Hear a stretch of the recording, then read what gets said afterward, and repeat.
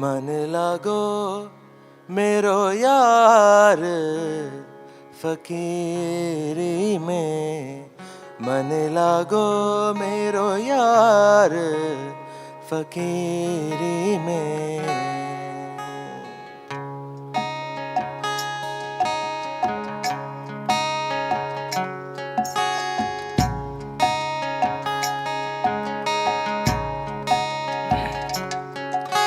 मन लागो मेरो यार फकीरी में, मन लागो मेरो यार गरीबी में, फकीरी में, गरीबी में। मन लागो मेरो यार फकीरी में, मन लागो मेरो यार फकीरी में।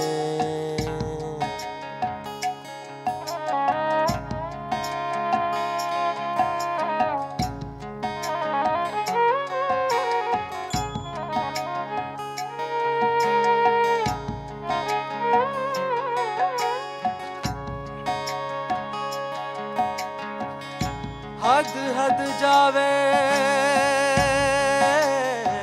हर कोई, अनहद जाए न कोई।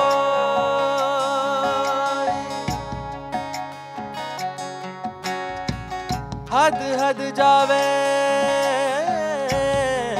हर कोई, अनहद जाए हद अनहद के बीच में रहे कबीरा को। मन लागो मेरो यार फकीरी में, मन लागो मेरो यार गरीबी में।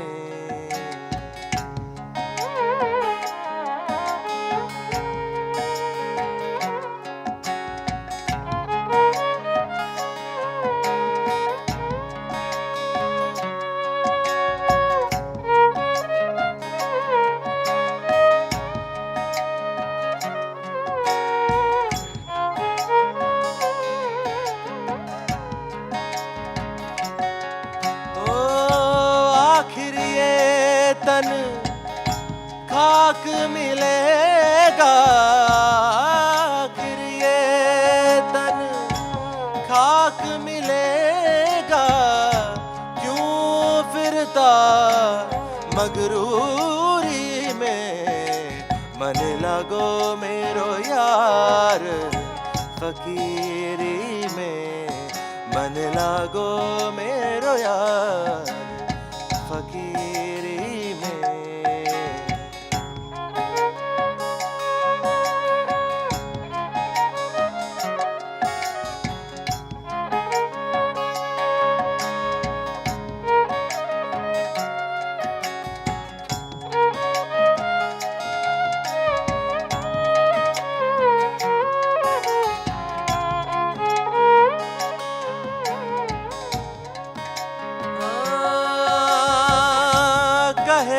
कबीरा सुनो भाई साधो,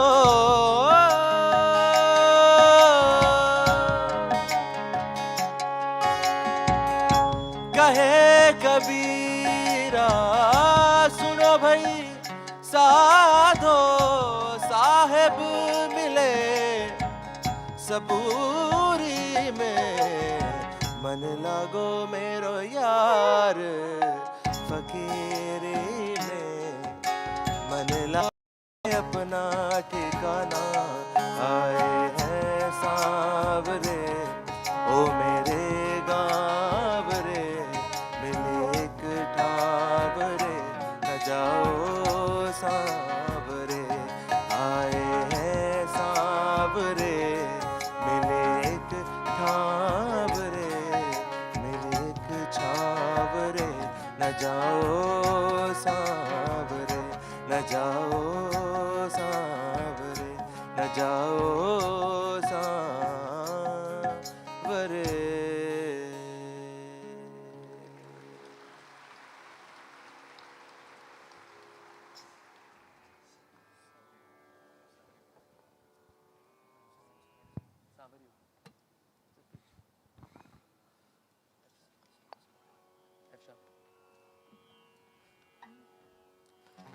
सांवरियो घटमई रे रमैयो घटमई,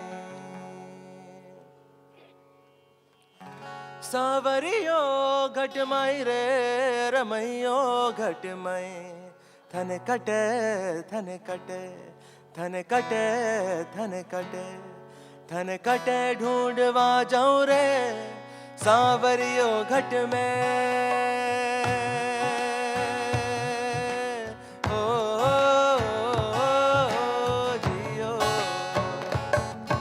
सांवरियो घटमई रे रमैयो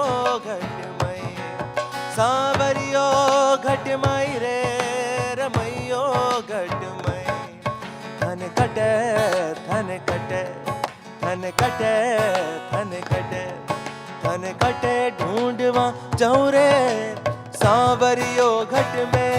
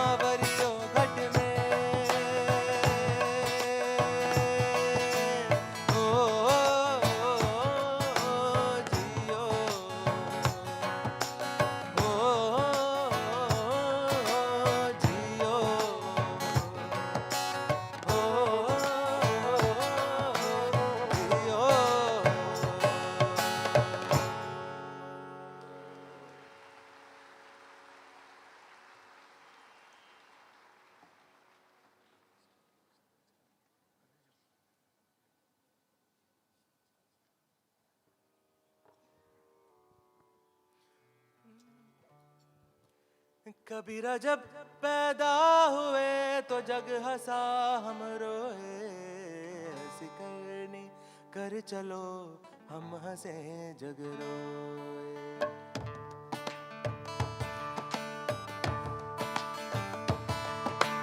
कबीरा जब पैदा हुए तो जग हंसा हम रोए, ऐसी करनी कर चलो हम हंसे जग रोए।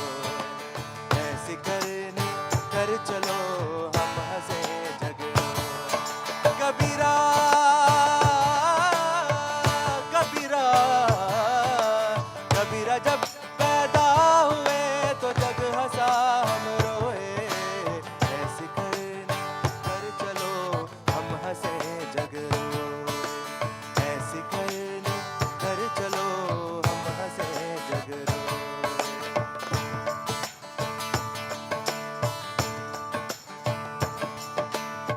सात जन्म के सात फेर है, सांप सीढ़ी है भाई।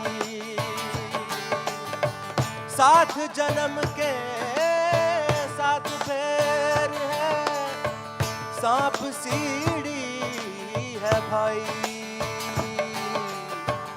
जम का डंड मुंड में लागे, जम का डंड मुंड में लागे, धरी रहे चतुराई।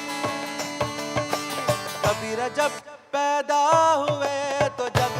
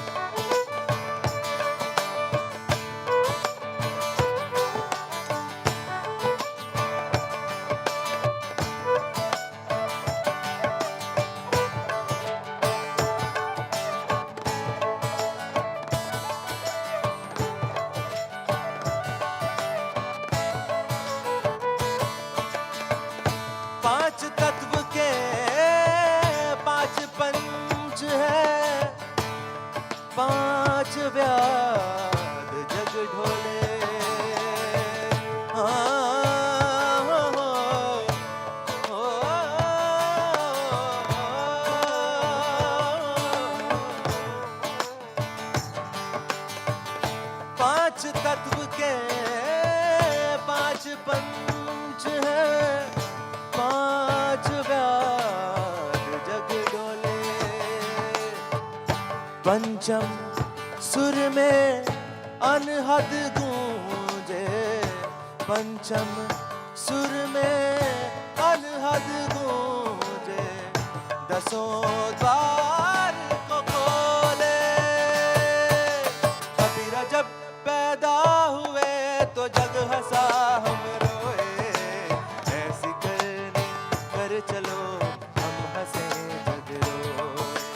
कबीरा जब पैदा हुए तो जग हंसा हम रोए, ऐसी करनी कर चलो हम हंसे हम रोए। कबीरा हो, कबीरा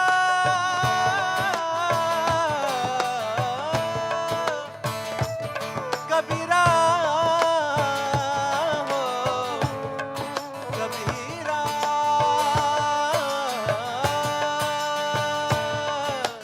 ना ना ना ना ना ना।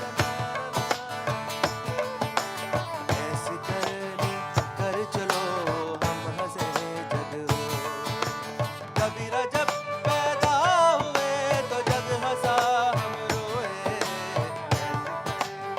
कर चलो हम हंसे जग रोए।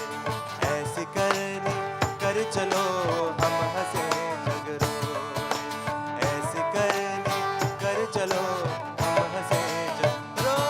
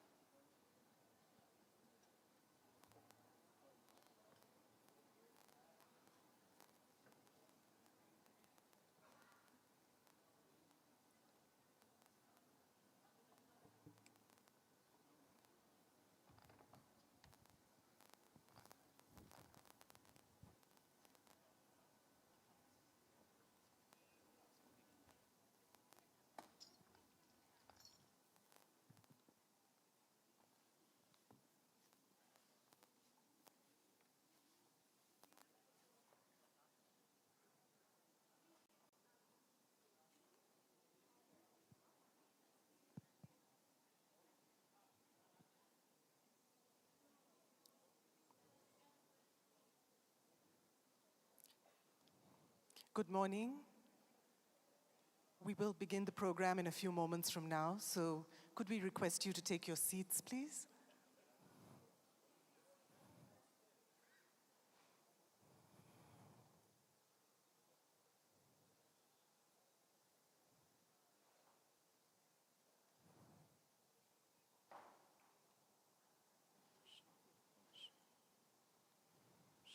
We'd like to welcome all of you to what promises to be a particularly interesting edition of In Conversation with the Mystic. But before we begin, could we request you to take your seats and to remain seated for the entire duration of this event? If you were to get up and leave, it would be disruptive to the speakers and to other members of the audience. So please do remain seated till the end. And would you also turn off your cell phones if you haven't already? We'll just pause for a moment so you can turn off your cell phones at this point.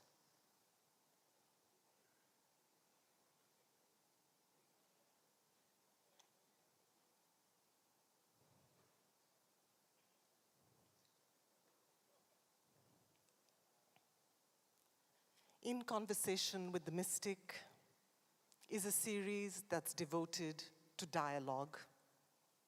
We've had people of prominence from different walks of life, from different disciplines, of different persuasions, entering into a spirited, freewheeling exchange with Sadhguru.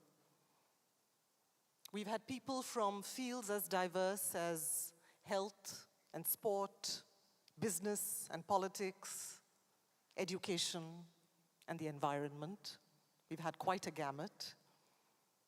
But today is a session that I think we are all particularly curious about, not just because it's a conversation between a movie maker and a mystic. We've had that combination before. But because there is something particularly unlikely, and therefore perhaps initially a little disconcerting, about the thought of a delightfully, determinedly frothy Sunday 9 p.m. television talk show host in conversation with a mystic and a guru. And yet, it's perhaps for that very reason that this session will be an unusually interesting one, full of unexpected moments. And as someone who's especially enjoyed the rocking rapid-fire round of the Karan Johar show, and as someone who knows that Sadhguru is equally adept at rocking rapid-fire replies, I think we all know that this morning is going to be a distinctly entertaining one. I'd like to briefly introduce the speakers to you. Sadhguru, of course, is well known to everyone here, as he is elsewhere. A spiritual master with a difference, who represents a unique blend of the mystical and the logical. He's the recipient of the Padma Vibhushan earlier this year, and he's the best-selling author of several books, most recently, Adi Yogi, The Source of Yoga. And of course, he's the founder of Isha, an organization with human well-being as its core commitment, with over 7 million volunteers worldwide.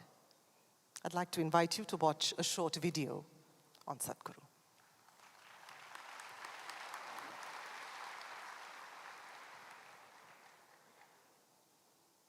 The next half hour, you're going to meet a man who has a devoted following across India and indeed around the world. While yoga and meditation are at the core of his teachings to promote individual growth, the work of the foundation covers conservation.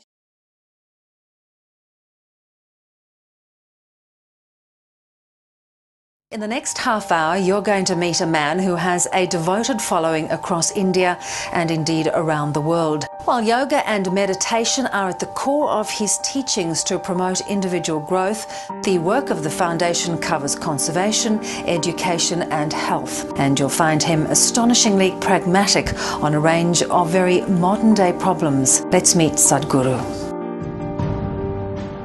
For the very first time in the history of humanity, we have the necessary resource, we have the necessary capability, we have the necessary technology to address every human problem on the planet. Even 25 years ago, we couldn't have dreamt of it. But the only thing that is missing is consciousness. Today, the spotlight is on a project called Green Hands in India. We started a mass campaign and 6 years I spent planting trees in people's heads. That's the most difficult terrain, believe me. And now in the last 6 years, we've been transplanting it, and that's happening much more easily. Action for Rural Rejuvenation is mainly aimed at rejuvenating the human spirit.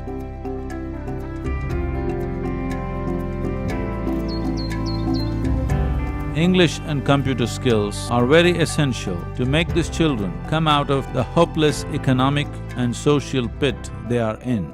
If you could first tell our viewers, what is the idea behind it? Initiative, insight, which is more specific towards entrepreneurs. Whatever the nature of your business, ultimately, it is all about human well-being.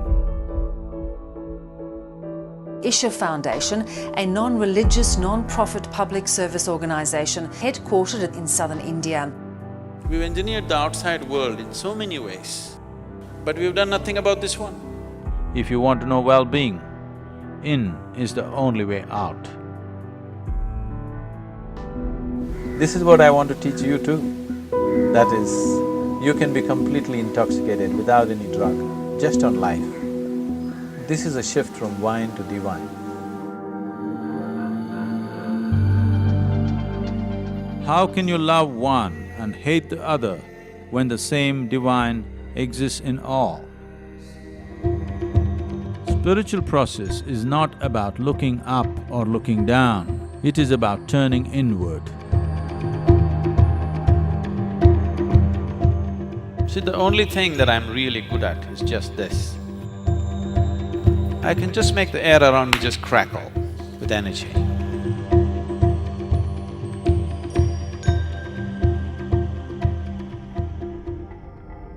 Adiyogi is the source of yoga, the first yogi.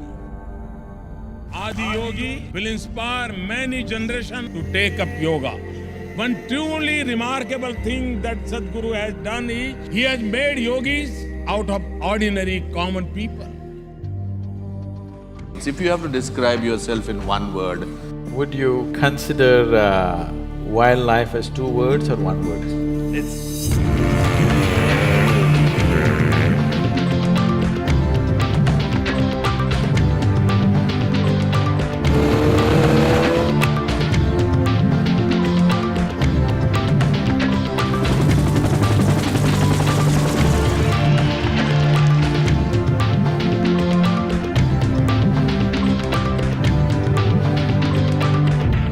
President Pranab Mukherjee felicitating his Sadhguru for all his spiritual contribution.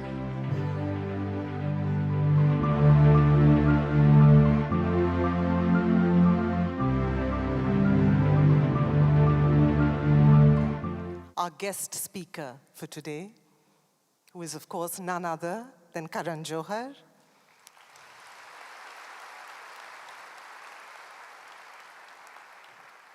One of India's best-known filmmakers today. Known for his versatility, he's been actively involved in production, in screenwriting, in design, and ever since his debut film, Kuch Kuch Hota Hai, he's been the maker of several iconic, well-loved films under the banner of Dharma Productions.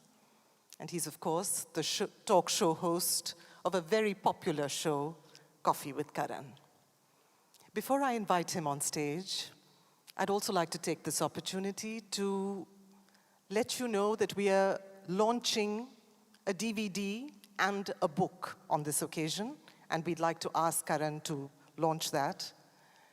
The first is a DVD which is entitled Mahabharat, Through the Mystic Eye. And this is a DVD based on a unique 8-day festival that was conducted at the Isha Yoga Center, guided by Sadhguru, in which participants were given the opportunity to relive the epic adventure into a glimpse into a once-in-a-lifetime event. Could I invite you to watch a very short DVD on the Mahabharat? If there is a story on the planet that we can say represents this human creature or articulates what a human being is, this is it.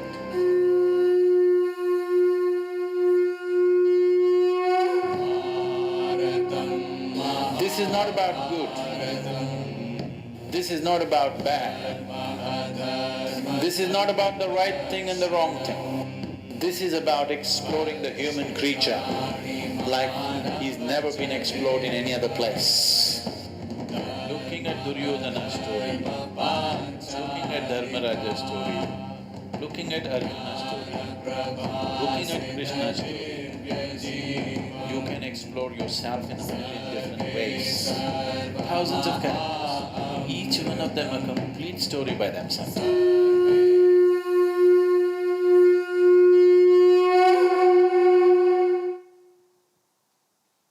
Could I welcome Karan Johar on stage to launch the DVD?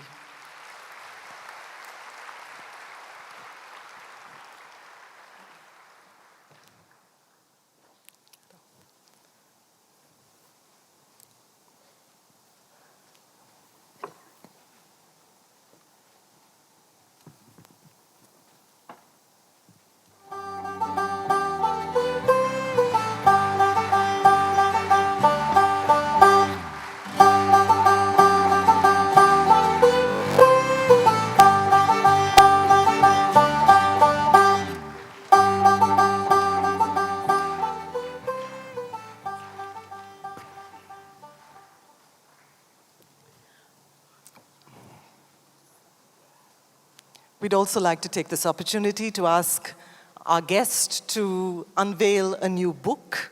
This is the Hindi version of a very popular cookbook, A Taste of Well-Being, in which Sadhguru offers a yogic take on the whole world of cuisine, particularly relevant to us in an age of crash diets and food fads.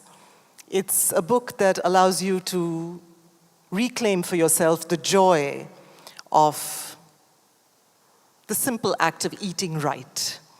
We'd welcome you to pick up the book on your way out. For now, I'd request Karan to launch the book.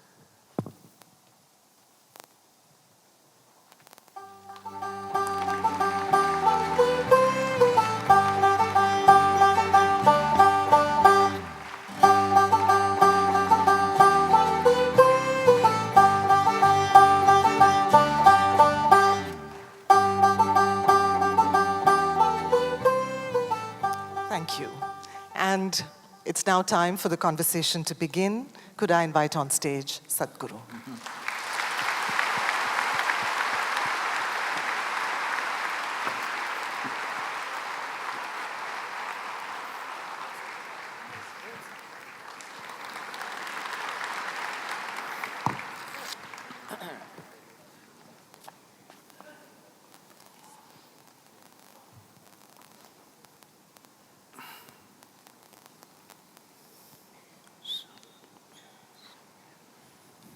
Good morning, sir.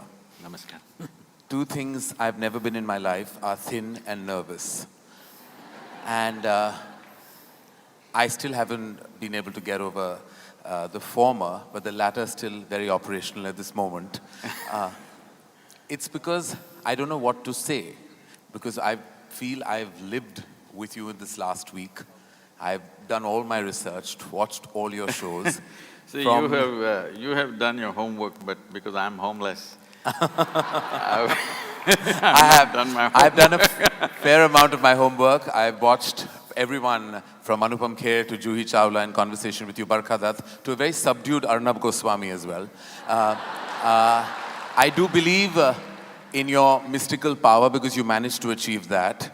And I think that is not anything lesser of an achievement that you've done with your span of tremendous work, Sadhguru. So my felicitations on that achievement. And more than anything else, when I just saw the AV that all of us saw, I've heard all these terminologies associated with you, which is from, you know, the monk on a motorcycle, rock star spiritual energy. And I saw that happen. You're on a motorbike, you're flying a helicopter. So there are so many terms, as I said, rock star, spiritual energy, and I want to create my own one and say you're like almost the Santa Claus of spirituality because you bring the energy through that chimney of life, and I think have really touched so many millions of people across the world. So we're blessed to be in your presence at this moment, and I can't wait to be in conversation, which is I'm going to start, but I just want to start by saying that this is truly an honor, so thank you.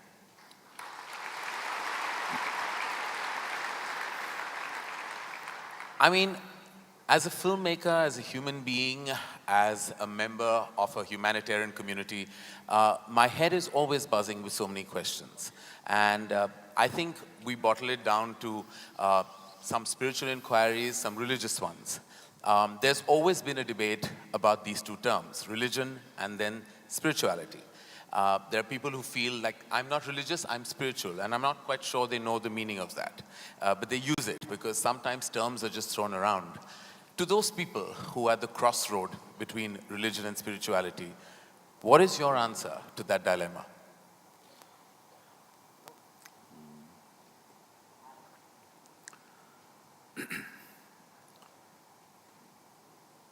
So we must understand this. It is in the very nature of human intelligence that if you do not know something, if you realize you do not know something, because most people do not realize that they do not know. If you realize that you do not know, it's very natural for your intelligence to seek to know. It doesn't need a guru, it doesn't need a scripture, it doesn't need somebody to introduce that to you. It is in the nature of your intelligence that you wish to know.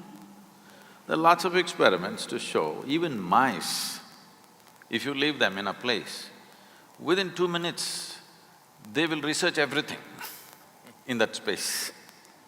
For their own reasons, of course, for survival reasons. They, inquire into everything around them to find out how the place is. Human intelligence goes beyond survival. So naturally, human intelligence seeks to know many more things which does not concern our survival. Yes, we are concerned about survival till a point, but once that's taken care of, we cannot rest. We want to know more, endlessly more. The more we realize we do not know, the more the longing to know. So this longing to know, when it finds a very intense expression in the form of seeking, we call this spiritual process. Or in other words, the basis of spirituality is a realization that I do not know. But the moment you say, I'm religious, you refer to yourself as a believer. When you say you're a believer, what you're saying is, everything that I do not know, I will make it up. How I make it up? Whose help I seek to make it up? Maybe varying from person to person, somebody makes it up with scriptural assistance, somebody makes it up with the assistance of a priest or a pandit or a guru or whatever. But you seek some authority. You kind of make a compromise in your life that instead of truth, you settle for an authority as the truth. Spiritual process means truth is the only authority for you. Authority is never the truth for you. So these are two different aspects, unfortunately spoken in the same breath most of the time. So, I would say spiritual process is far closer to scientific inquiry. See, even the fly is trying to investigate me.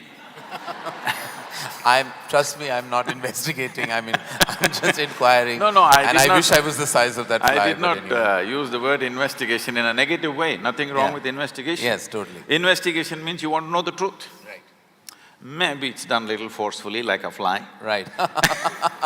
It's coming to you now. That's all I get these days.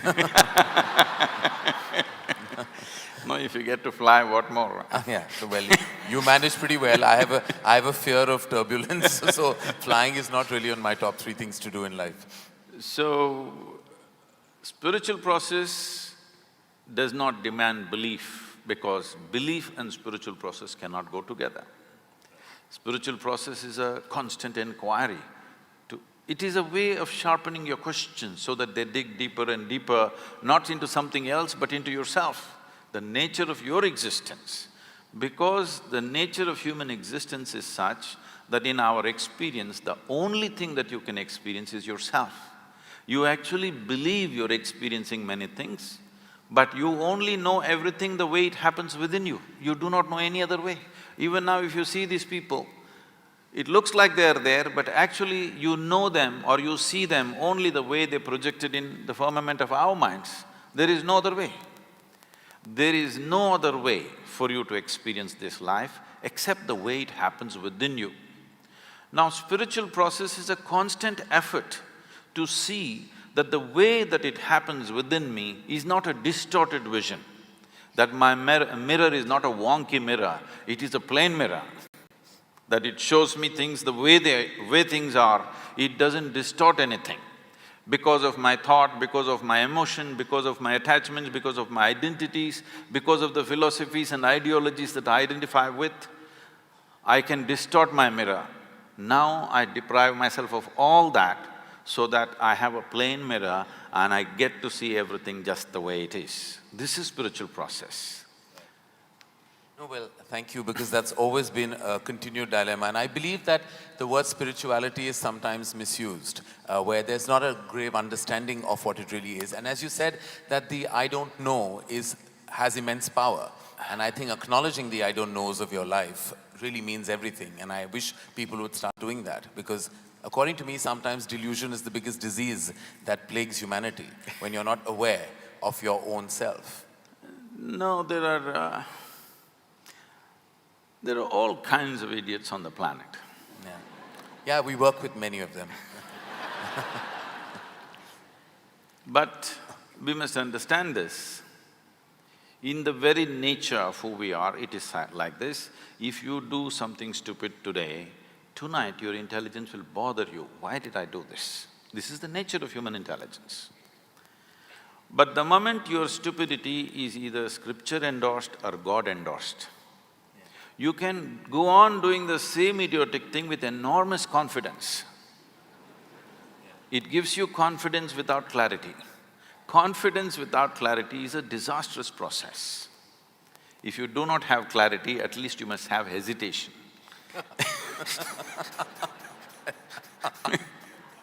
Yes, that's true. Well, I have to say that, I want to personalize this a little bit. I was at a crossroad about 13 years ago, and my father was very critically ill. And at that juncture of my life, and before that, religion was organized in my life. It was what was taught to me. It was what I thought the right thing to do was. When he was in his last stage, there were things suggested to me which were, to me now, completely ridiculous, including going to a certain temple and feeding a cow of a certain color and, and doing a certain ritual at home, and all those things that one did without even thinking. Because as you said, when you spoke about the idiots on this planet, I was definitely one of those in that stage of my life. But sometimes you reach a critical stage where you seek any kind of desperate measure and you try to kind of hold on to any hope that even something that is advocated to you that goes against your grain of intelligence or thought. To those people, what is your advice? Who have reached the end of their rope and are hanging on and holding on to anything, be it religious, be it spiritual, or be it an unfounded piece of advice? See, for all this, the fundamental basis of these kind of aspirations or actions is because people are just shit scared of life. Why is it so? It's like this. Suppose you sat on a bicycle on stand, and started simply pedaling for fun. But it came off the stand and started rolling. Anxiety, faster, fear, very fast, terror. The fundamental reason is, but someone who knows how to ride a bicycle, the faster it goes, the better it is. Right. But for someone who does not know how to ride a bicycle, the moment it moves, terror will happen. So the fundamental thing is just this: you have been given a very complex and sophisticated vehicle to pass through the process of this life, which is human mechanism. There is body, mind, emotion, energy, many dimensions to it.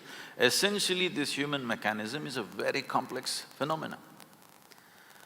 Now, you are going at it, you are trying to walk through life without understanding a thing about the vehicle that you're using. Every time it moves, there is terror. If it doesn't move, you want to die of boredom. If it moves, you're terrorized. There is no way out of it. Tell me one thing that human beings are not suffering. If they're poor, they suffer poverty. If they become rich, they suffer taxes. If they're not educated, they suffer that. You send them to school, endless suffering. They're not married, they suffer that. You get them married. Yeah, I was heading to that next. I didn't say a thing, they're the ones. Well, that's an extreme validation of the institution. So, tell me one thing that they're not suffering. So now somebody develops a philosophy, life is suffering. There are philosophies like this. Now it's not about life because you've not even touched life yet. All that you're dabbling with is right now your own thought and emotion, and it's going crazy. So you are on a bicycle that you don't know how to ride. But this is not just a simple two-wheeled bicycle, it's a complex machine.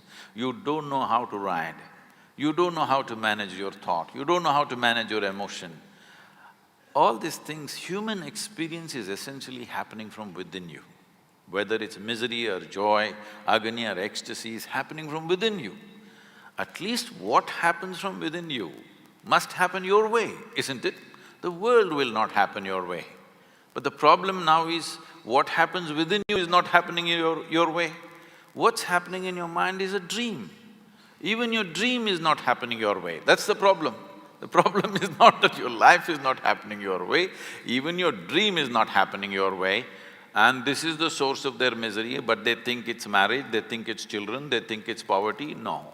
Fundamentally, it is just that you are not happening the way you want yourself to be. That's all your misery is.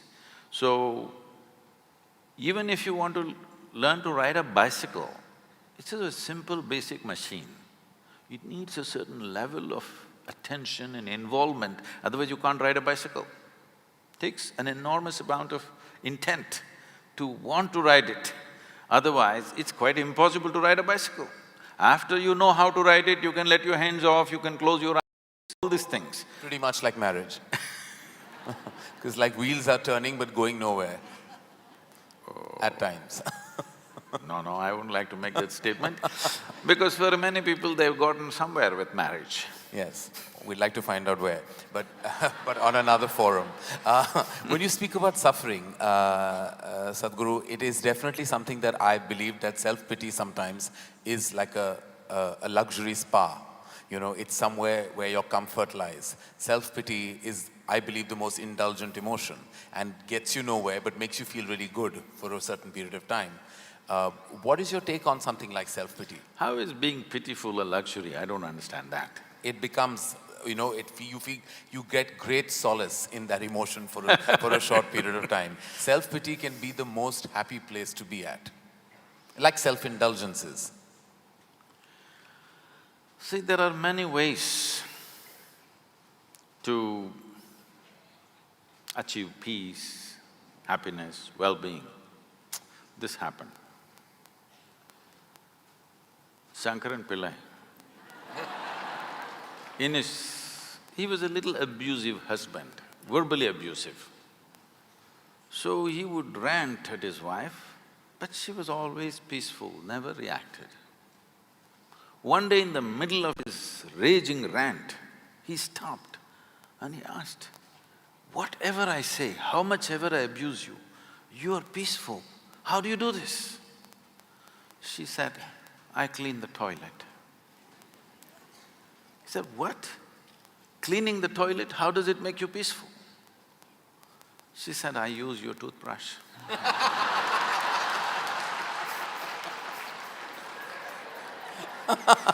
So, don't fall onto that. You're giving lots of people ideas. So that's not a relationship, it's a revenge story. No, you can achieve peace and solace in so many different ways, I'm saying.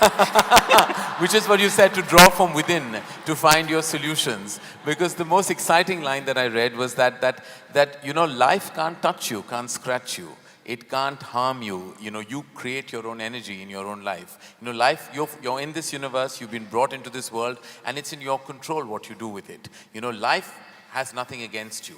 What you achieve and what you do is a result of your own actions, your feelings, the pleasantness that you create within yourself. Which to me was a very moving line because it simplified a very extensive and expansive feeling of anxiety, fear, and all the turbulence that humanity goes through on a daily basis.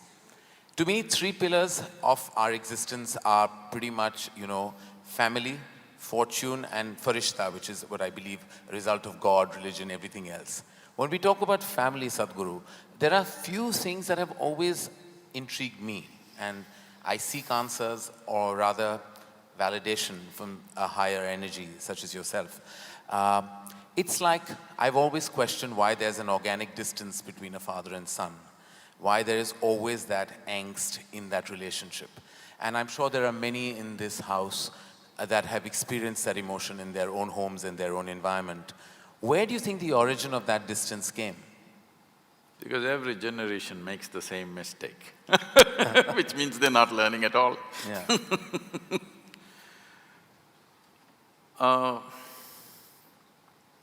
When we say family, You know, in Italy, family meant crime. Crime. Yeah, mafia was always referred to as the family. Family. Yes. So in a way, it's a kind of crime. It is the most basic institution in the making of a society, but it does not mean you must remain basic, because this is a biological identity that we have. Biology is a reality, we can't deny it. Obviously, this was in some way, at least to a certain extent, our parents gave this to us, one part of it at least. Today the way it is, the way it looks is essentially because of them. Well, it was given to them by somebody else, that's another point, but to us it was given by them. So it's a biological identity. This limiting oneself to one's biological identity for an entire lifetime is a crime, because it creates so many things. In this country has suffered a lot from a long time. Just now you released the Mahabharata video. Entire Mahabharata is family problem. It is Dhritarashtra syndrome. We are still suffering. My son is best, no matter what. Even today we are suffering the same thing. My son is best and he should become the king no matter what. It's not Some just… sons haven't managed very well, some have. So, family is a basic identity that we are born with. It's a wonderful thing when you're a child, because without that family support, you wouldn't be who you are today in many ways, okay?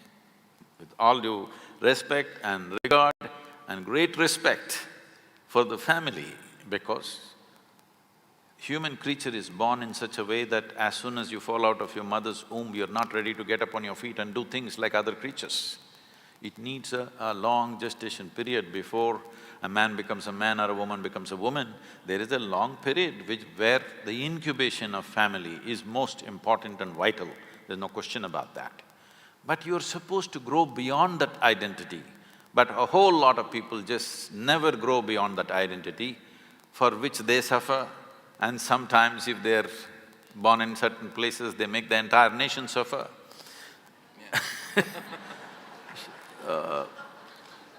You are supposed to grow out of that. As a child, it's most vital that you're identified with the family. But as an adult, you're supposed to grow beyond your biology, because biology is the most basic identity. One has to grow beyond that. So having said that, is it necessary that every father and every son has to have some kind of angst? It is not about father and son, it is just two men being accommodated in the same home. When you were 8, 10, your father was godlike. So this problem started after you became 15, 16, when you want to be a man and there's not enough space. This big man is occupying too much space, and that man thinks this is my space and who's this? They can't recognize each other as father and son, because now there is no father and son, there are two men in the same house and there's not enough space. This happens not just in human families. Every creature, whether it's an elephant or a buffalo or whatever, in every creature's life, this happens, that there will be some friction and either the younger one goes out or the older one goes out. This happens everywhere, because this is not a problem between father and son. This is two men trying to share the same space and the same woman, called mother to one and wife to the other. Two men. Well, that certainly breaks a very strong myth that this country is operated with, because the problem was always meant to be two women in the same house, and you just changed it on his head, which I believe is true. Because I believe the problem lies in the fact that two men can't be accommodated. No, it also happens between women in a different way. Yeah. But women have a way of covering their frictions in certain way. They do it in a certain way, in a feminine way. Yeah. Men will do it in more head-on. Yeah. Head-butting is the man's way. Woman's way is different, she will do it differently, but the friction happens. And I feel it's always like the mother energy of the house that sometimes has to bear the brunt of this tussle in a family. It's also the other thing that, an offshoot of that thought, is that I believe very strongly that the people you love the most, you kind of tend to dump all your anxieties, your angers, your fears, your insecurities, all onto that one source that gives you the maximum love and the one that you love the most. Why is it that we as a human race tend to do that? Tend to lumber all our negative emotions on our most positive light source? No, because if you try to dump it on someone on the street, they'll smash you up. Yeah. So You're choosing a safe place. But is that always fair? First of all, it's not fair for you to carry anxieties and angst and angers and problems within you because, see, if I try to torture you, you have some defense against me. Either you will fight me or you will run away or you'll do something, you have some kind of defense. But if you start torturing yourself, this is the most helpless creature. Right. No, most defenseless. I'm telling you, even an unborn child, if you poke like this, he responds, he defends himself in his own little way, okay? But this one is completely defenseless. When you start poking yourself, this is a completely defenseless life.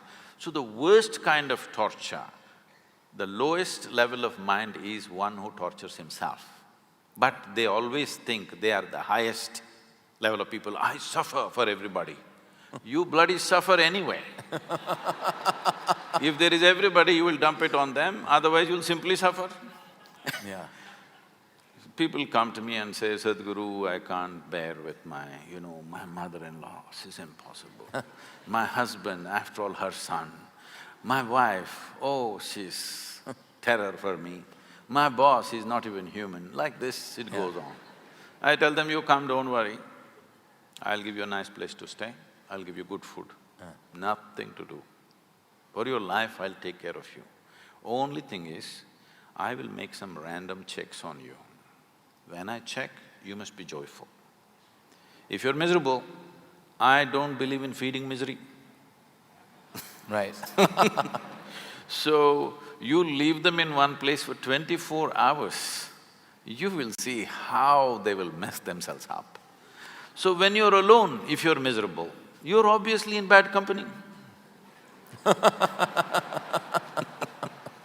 Now you're thinking, because of this person I'm suffering, because of that person I'm suffering, just stay alone by yourself, without any entertainment, without texting, without television, without reading, simply sit in one place.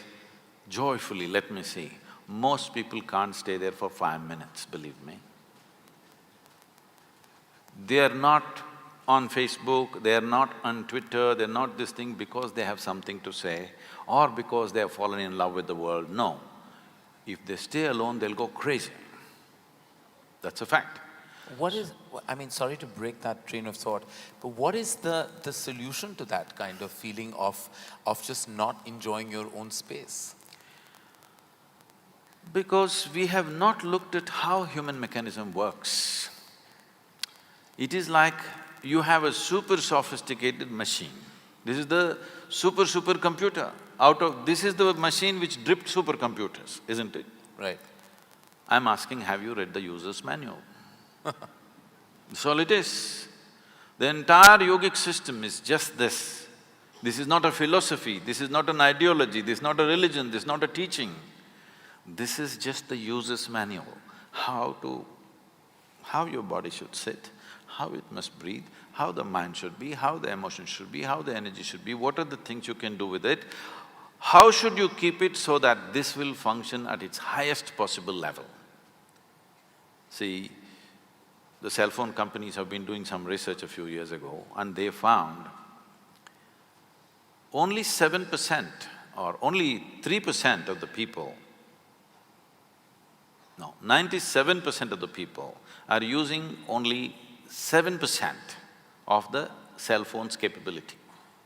We are not even talking about today's smartphones, we are talking about the dumb phones. So 97% of the people are using only 7% of a small gadget. If that is the fact, How much do you believe are people making use of this tremendous gadget? Just on the surface, because they never bothered to read the user's manual. If you tell them this, they say, Sadhguru, can you give us the user's manual? It's written into you. You have to spend some time with this.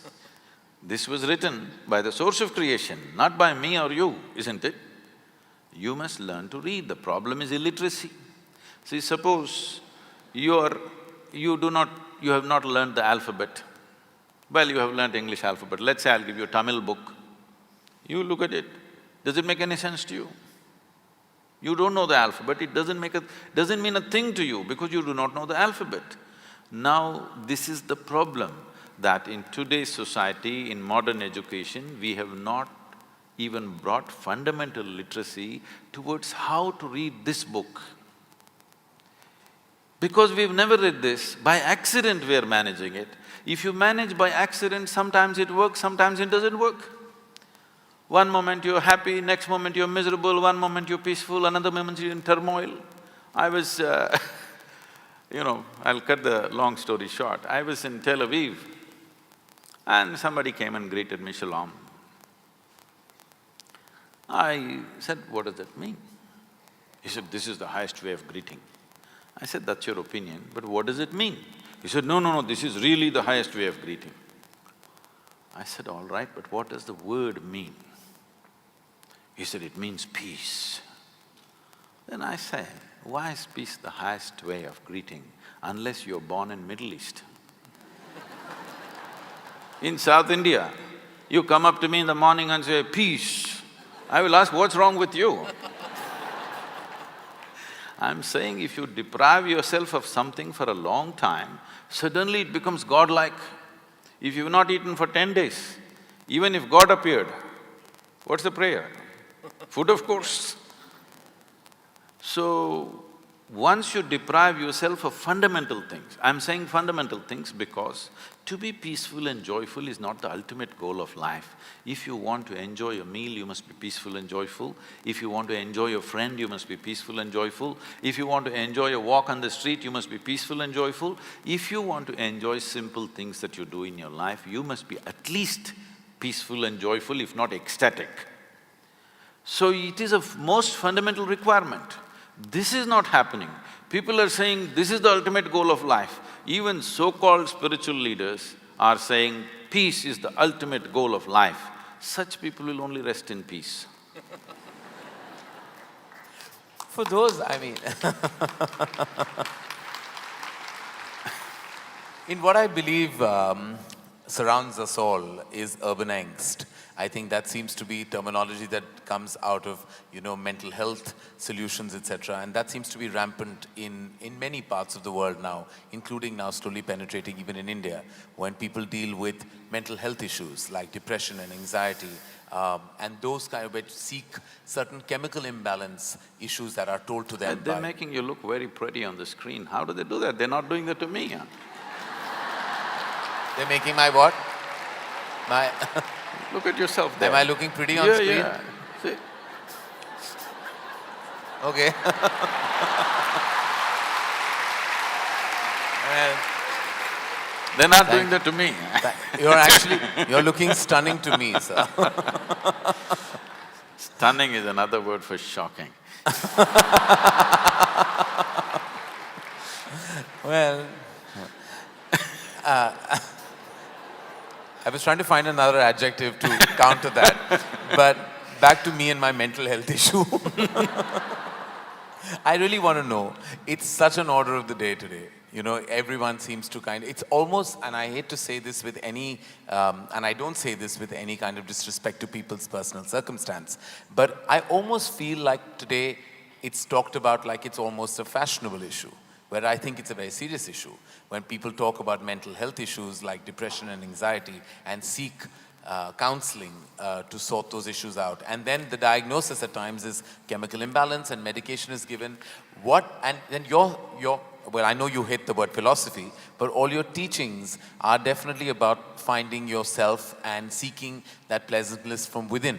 But to those who are not strong enough to achieve that and seek this assistance, what is your take on that? let me correct one more thing in the question. This is not a teaching, this is just a technology.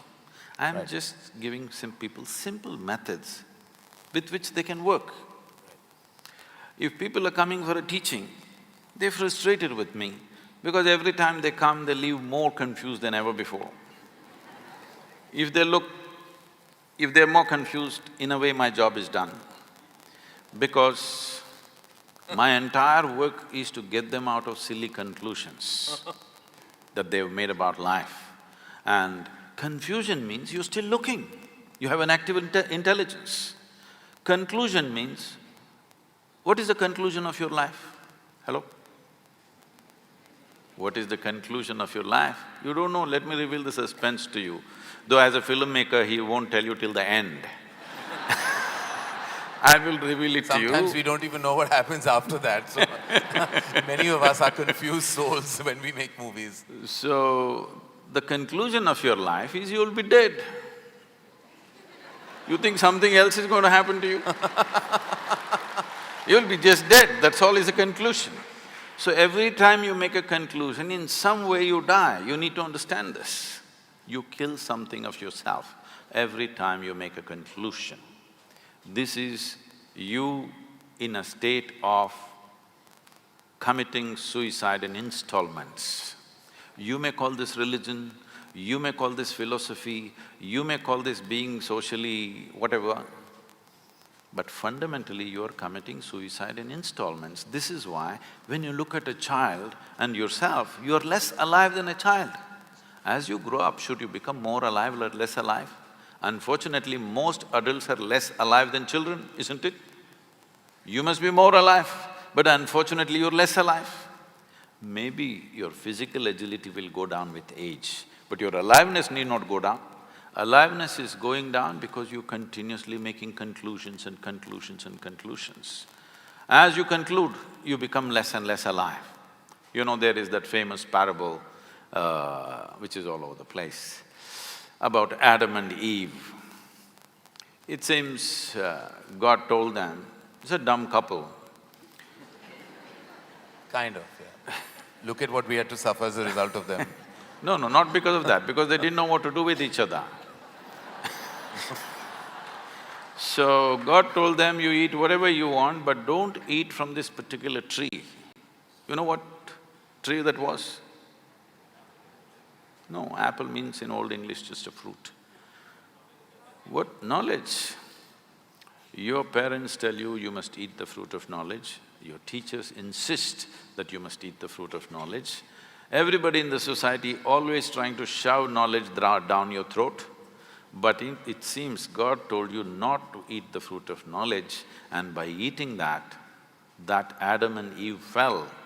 It is not about that Adam and that Eve, it's about every Adam and every Eve.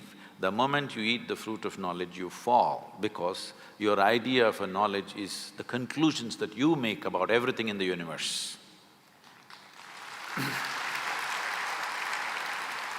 So this mental illness, which is becoming pandemic, they're telling me, I don't know how far the statistics are right, they're telling me over 40 people, particularly women in America, over 40 years of age, nearly 52% of them are on some kind of antidepressants. 52% is not a joke. 52% is not a joke. It means entire humanity is becoming sick. We must look at it why. Fundamentally, because you are banking on a few things for a long time for your mental stability and emotional stability, all these things are taken away. One thing is, as you mentioned, the crime that we call as family. It gave us the support. No matter what happened, there was somebody always for you. Others are with you when you do the right things. If you do the wrong thing, they'll distance themselves. There was one bunch of people who was like for the circus that you do, they were the net. Whichever way you fall, there's somebody to hold you for some moments. But that net is gone. Now when you fall, you fall. Because of that, people are cracking up.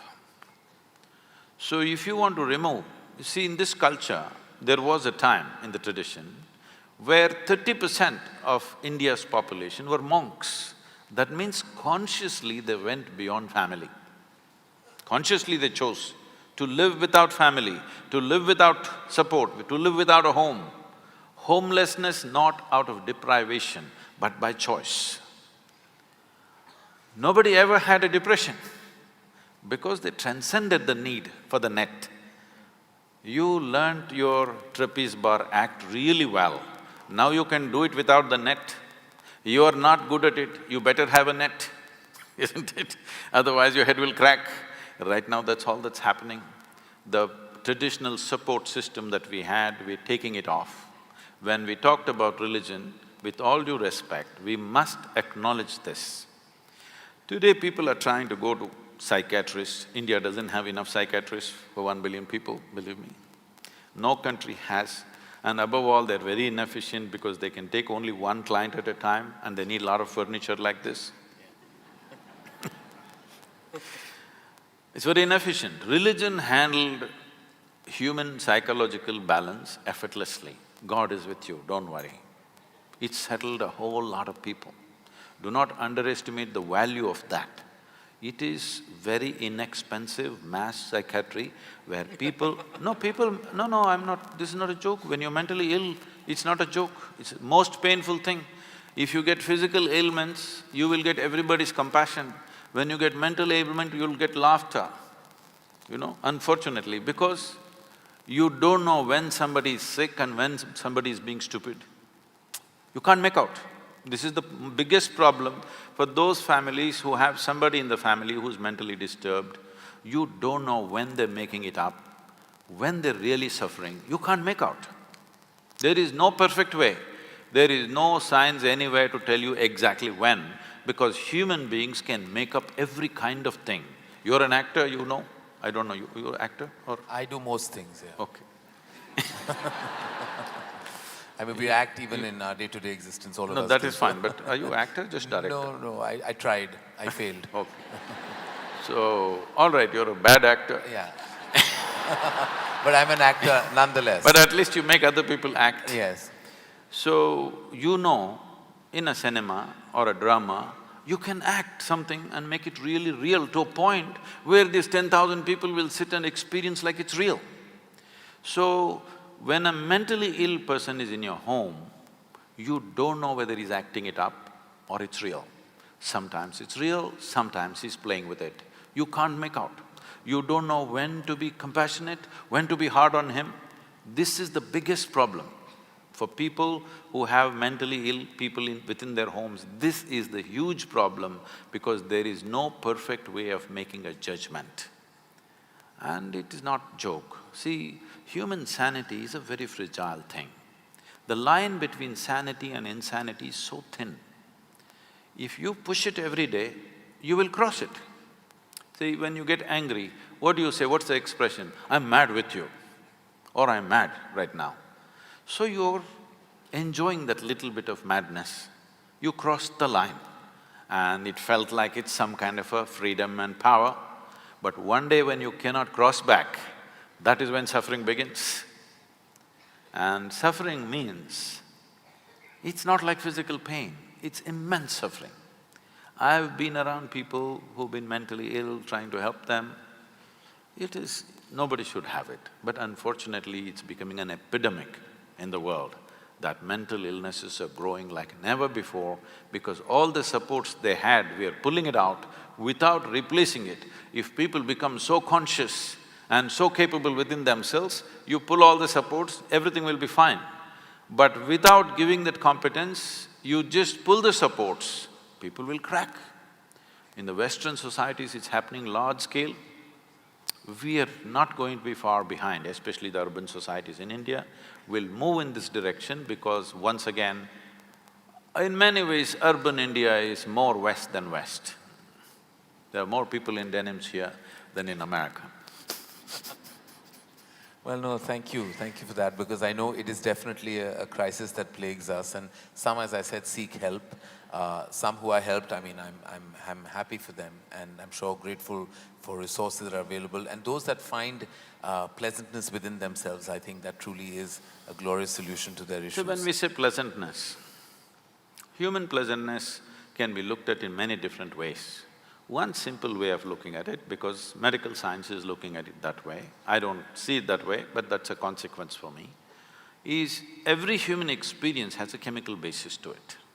What you call as peace, joy, love, turmoil, tranquility, agony, ecstasy, everything has a chemical balance, chemical basis to it.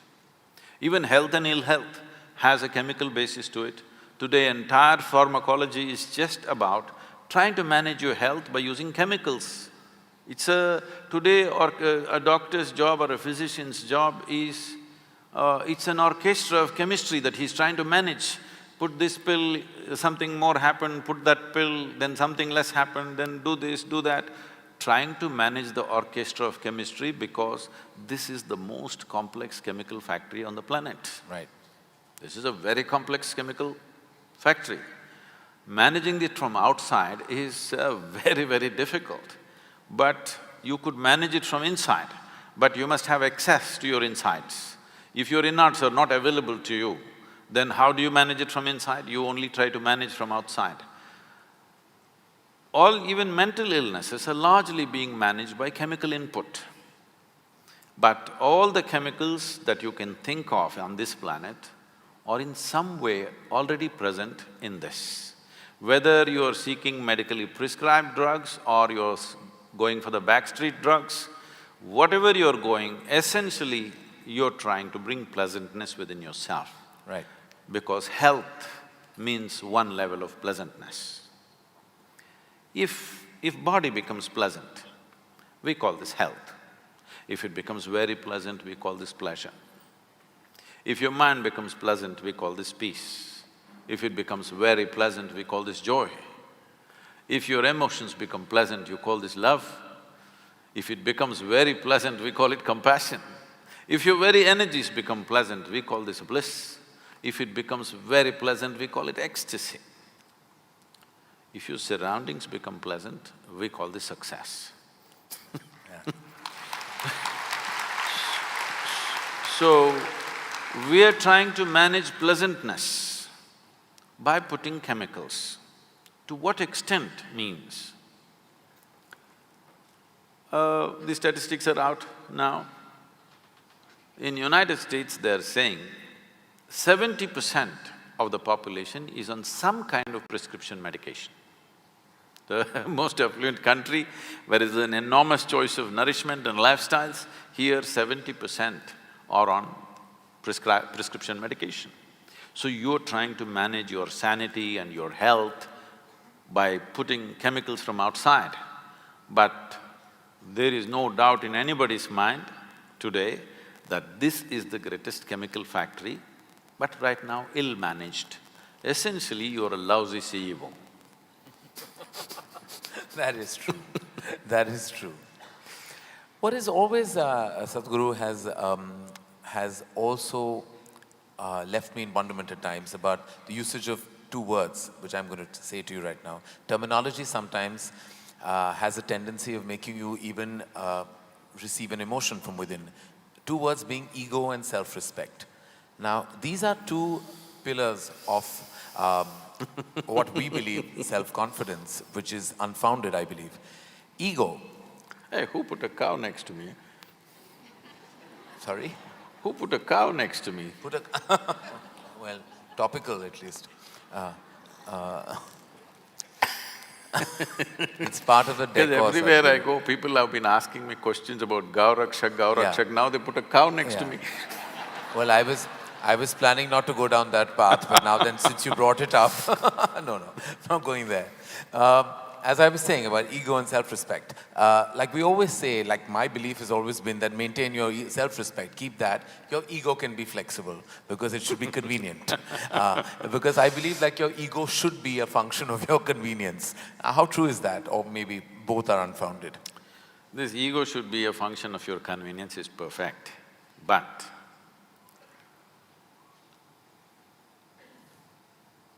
nobody knows where ego is within themselves. Do you know?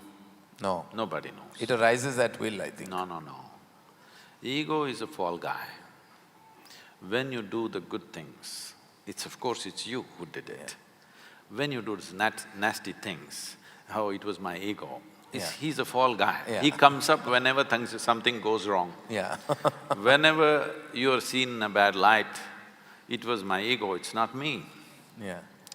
So, people have created a whole lot of jargon like this, my ego, myself, my consciousness, my superconsciousness, many things. First, everybody must decide, within this body of yours, how many people are residing, you must tell me. If there is anything more than one, it means either you are schizophrenic or you're possessed. You need either a psychiatrist or an exorcist. So, you are an individual. An individual means not further indivisible. This is why you're an individual. That means there is only one. This is the healthiest state to be, that you understand there's only you here, nobody else but you. If you realize this, then you will function completely differently. But you start playing this game, whenever you are in difficulty, you say it was my ego, whenever something else happens, you say it's myself, another time you say my lower self, higher self, all kinds of stuff. Many identities within you. See, this is the nature of a criminal, alias, you know? So, it's a crime that you started. Whether you will be caught in the web of that or you will manage doing… See, if you do minimal amount of crime, you may manage. Only when you really get into it, then you may get into the web. Otherwise, many people commit small-time crime and then become very respectable in the society. So, if you do little crime of ego business, self-business, all this and then become normal, you're okay. But if you play too much, you will become mentally ill. Because if there is more than one in this, you will become sick. There you are an individual, you are just one. Now it's very easy to transform this. You can't transform a crowd of people. Right. You can only transform individual people.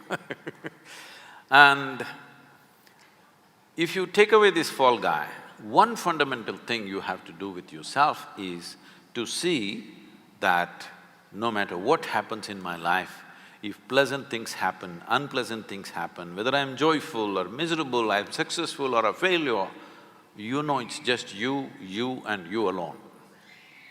Otherwise, when things happen well, me, when things don't happen well… So you say we always tend to blame ourselves into various paths and then for divine forces as well. It's convenient, it's very convenient. But this self-respect, no, you should have no self-respect. Others… respect is from another person. I respect myself, what is this rubbish?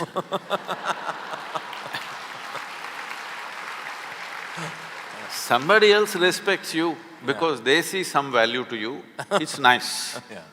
But I respect myself, what is this? It's gone further in the West and people say, I love myself. See, to respect, to love, the very word they're using is, there must be two. You can love somebody, somebody can love you, you can respect somebody, somebody can respect you. But I love myself, I respect myself, this terminology is this terminology of the insane. But it's becoming popular because the numbers are growing. By the hour. Don't say by the hour, then we will be blamed. By the day. By the day, okay. We get that, we sign, seal and deliver that. Is there a ceiling to extremity, to extreme emotion, like love? When you love something, is there a time that you have to stop? Is there any such thing as stopping the extent of your extreme emotion? And I feel that about even the negative emotions. When you love someone, how do you really stop the extent of it? I would say, Please, I want you to listen to this carefully because you will immediately tweet, Sadhguru said this. It's a dangerous world today. If you love, love strong. If you hate, hate strong. Whatever the hell you do, live strong. It's very important. Otherwise, you live an insipid life, not knowing a thing about anything. When Adi Yogi gave the yogic principles, he said, anything in your life, it doesn't matter what. I've been telling people, they're not grasping it, they think, because too much this, what to say, flowery teachings have gone into people, they're not looking at what works and what doesn't work, they want something pretty.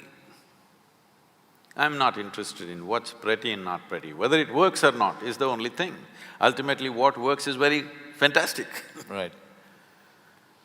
So, even if it's anger, not necessarily love or compassion, even if it is anger, just stay on it for 24 hours.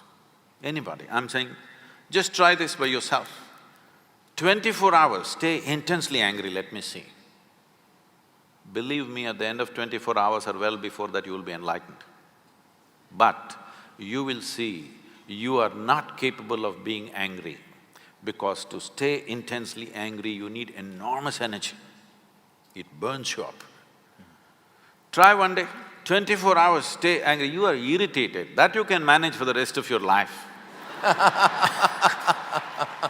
Stay angry, really super angry for 24 hours, let me see. You can't manage more than 3 minutes, believe me. You will feel drained out because it takes enormous energy. There are yogis who live like this. They are simply angry all the time. All the time, not about anybody or anything, simply angry, just like that. It works wonderfully, it works much better and quicker than love. Only thing is, with that kind of practice within you, with that kind of emotion within you, you can't live in social atmospheres.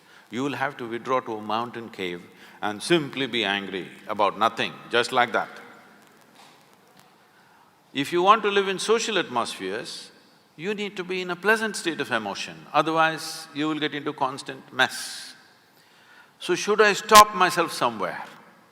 What you're asking is, should I be constipated about my love? At least in love, know some sense of abandon, that there is no brakes on it. I would say in everything in your life, in your car you must pull out all the pedals, only throttle should be there. Yes, in your life there should be only throttle, because brake will happen when you die. It's not for you to brake every day. It's not for you to control. Your life will be curtailed somewhere. That's nature's business. Your business is to be full on, because life needs your support.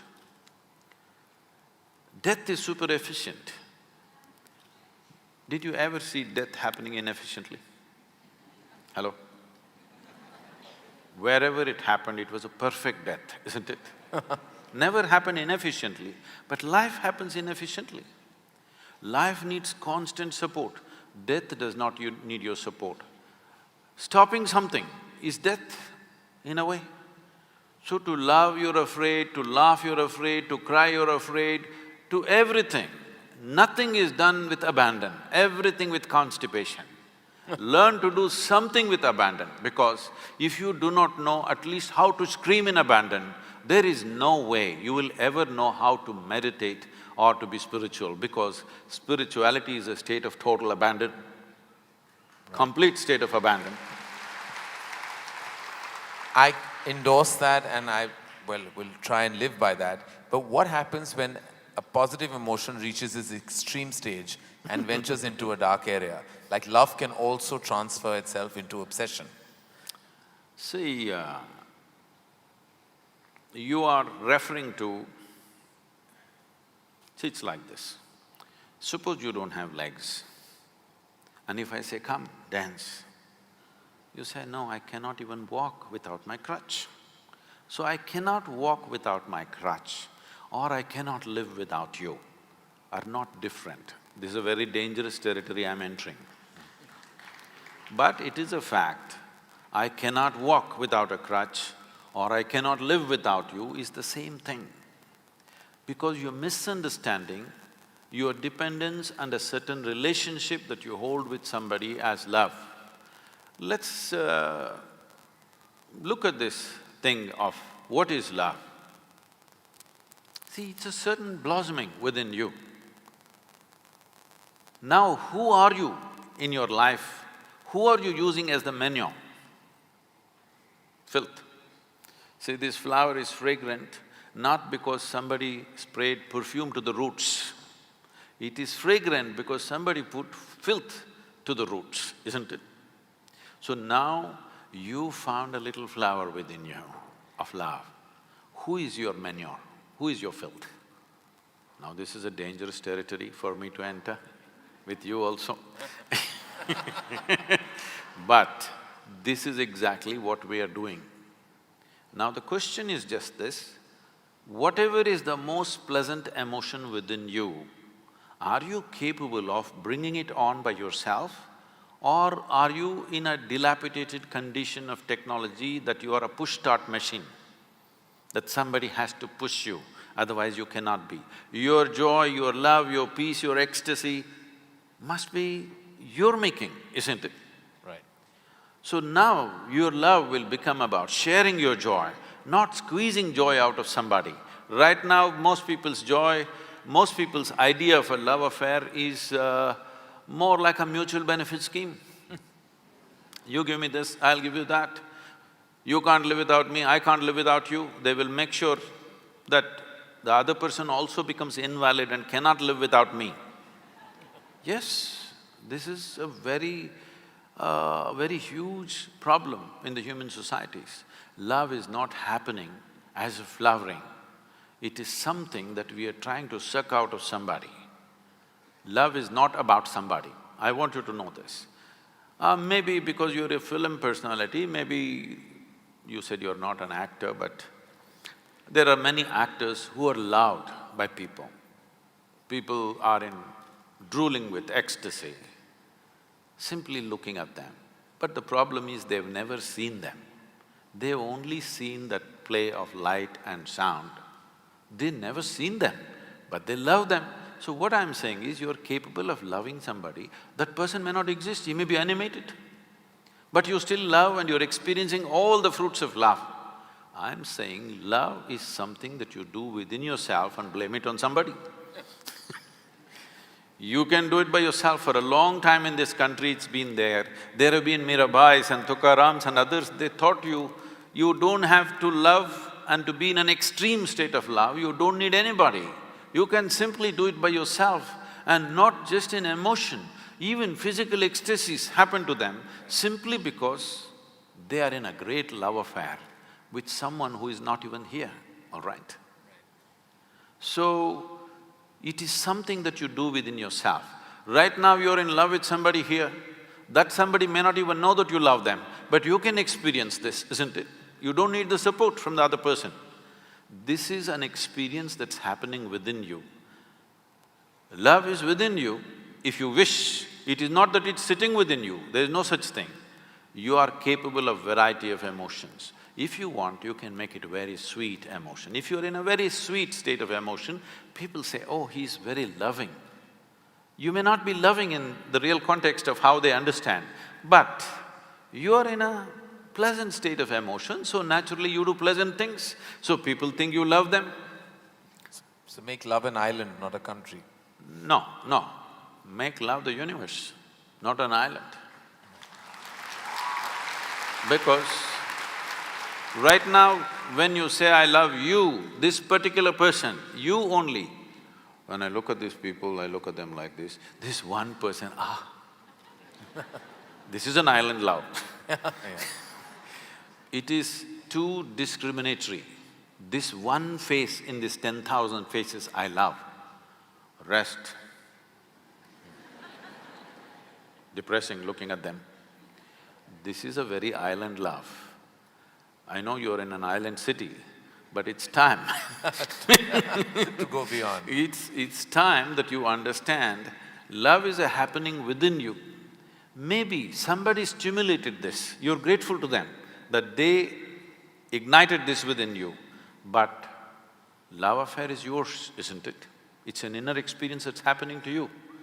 Somebody is providing the stimulus, we are grateful to them that they are providing this. But they are not causing it, it's been caused from within.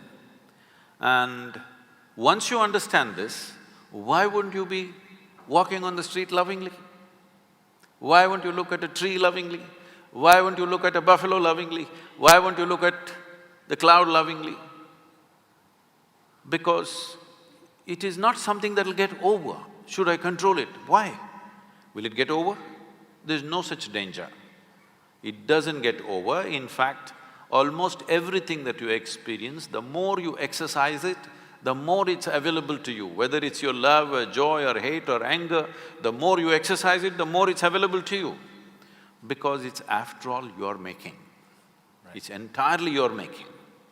So when it's your making, why don't you enjoy it every moment of your life? Somebody is there, nobody is there, what is the problem? Well, that brings me to, I think, I believe, the mother of a virus that plagues a large part of humanity is expectation. I have a simple theory that I try to expect less because then I feel I'll be disappointed less. And I feel to curtail your expectation is possibly the toughest thing to do because we constantly expect from relationships, from the work we do, You're just talking to the wrong guy about this expectation. I have the highest expectation of every human being on the planet. And I know and I know they will disappoint me. I will die disappointed, but joyfully disappointed. Now, joyful disappointment is a place, sir, that you've reached but that is not an easy place to reach for most of us. See, these things are not like that. To be joyful or miserable is essentially your choice. It's a choice that you're making within yourself. Maybe it's an unconscious choice.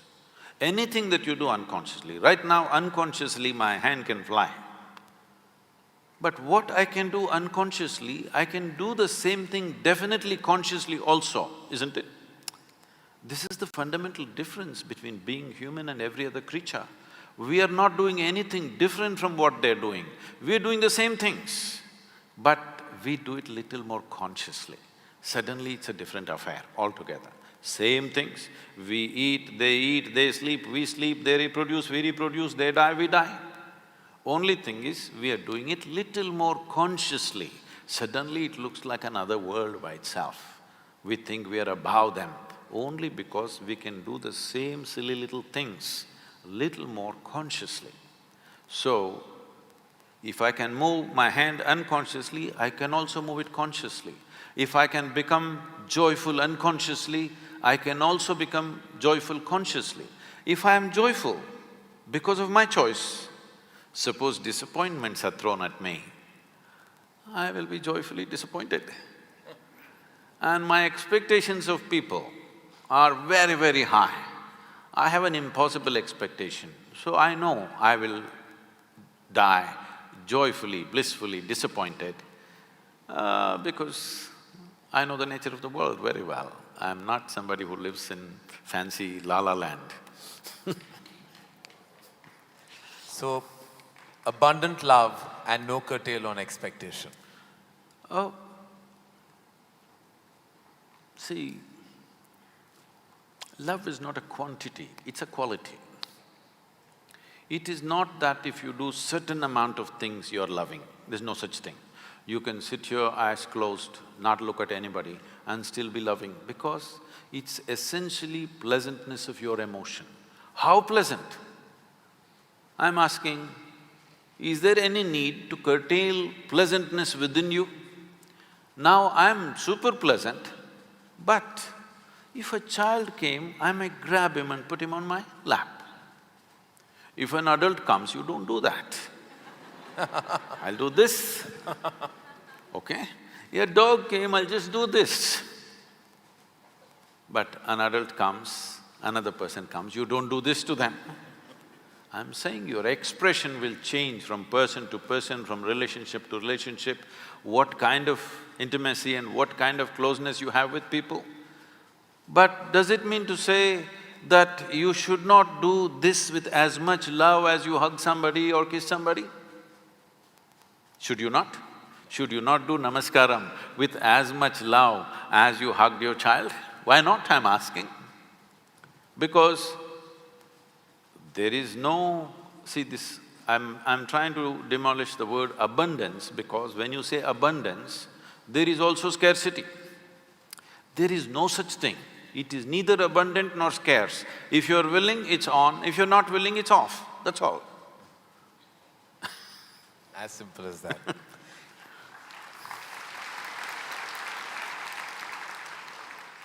Fundamentally, there is always a need for so many things, even when in your process, your professional process, or where you garner wealth or income and you keep going, there's a need to constantly get more, than what you have. There's no satisfaction and a place to stop. Is there an end to need? No, there should not be an end. It is just that now that you're asking this question, in some way you have realized that at every point of your life you thought, this is it, if this one thing happens, I'm fulfilled. But the very next day you realize this is not it, there's one more thing and one more thing, and you know that after 10 years still the same state will continue. So this means you're ready for yoga. This means you have understood that your longing is not for more, your longing is for all. Your longing to expand is not just for more, it is for all. Or in other words, your longing is in some way for infinite expansion. If you handle your infinite expansion unconsciously, and if it finds a very basic physical expression, we call this sexuality. What you're trying to do is, something that is not you, with physical contact, you're trying to make it a part of yourself. You know it doesn't work. If you try emotionally, we call this love. Emotionally, you're trying to include something which is not you as a part of yourself. This is your love affair. If you do it mentally, this gets labeled as greed, ambition, conquest, or simply shopping. If you do it consciously, then we call this yoga. Yoga means union. You're longing to expand infinitely, but because of little constipation in the head, you are going in installments. Can you go in installments and become infinite, I'm asking? Is it possible? Can you count 1, 2, 3, 4 and one day say infinity? No, you will only become endless counting. So your longing is not for this much or that much, your longing is for everything. If you want everything, you must understand that you cannot do that physically. It can only happen in a dimension beyond physical, because physicality exists only because of defined boundaries. But there is something within you which doesn't like this boundary, which wants to stretch the boundary, stretch the boundary, stretch the boundary. You're looking for boundlessness, but you're not courageous enough or conscious enough to admit this. You want to go in installments. No, what you're looking is for boundlessness. If you want boundlessness, it can never ever happen through physical means. So once it doesn't happen through physical means, now you use the most corrupted word called spiritual. Spiritual does not mean looking up, looking down, going here, going there. It simply means your experience of life transcended the limitations of being just physical. Because everything that's physical about you is an acquired quantity, isn't it? This is just a piece of this planet. What is up here is just a heap of impressions that you've gathered. So what you have acquired can be yours, can never be you. So this longing to have more money, more property, more pleasure, more something is not about those things. You are trying to find a dimension beyond physical nature, but because of constipation, it's not happening. Well, I'm gonna take the liberty, Sadhguru, to do what I normally do on my television show, which is a rapid fire round. Normally the end of this round… When I was young, I watched a lot of, Wild West movies. Right. So when you fire, I also fire, all right? No, but no, I promise you, this is not that kind of… You're not in my line of fire at all. I will not take the liberty of being that person. These are just quick questions which when I ask for one word, you have to stick to that. Because sometimes you have a tendency of not exactly answering the question asked. But you give such a profound and prolific retort back that it makes you very satiated. But in this case, my only request is that if it's one word, then it's just one word. Okay. And the end of this, normally, you get a hamper, but in the absence of a hamper here, you already have something, right? Yes. So, or this beautiful bouquet that is right next to you. But so there's no hamper, but you will get my utmost gratitude. Thank you. All right, very simply, what is the one thing that is essential to living a balanced life? Sense.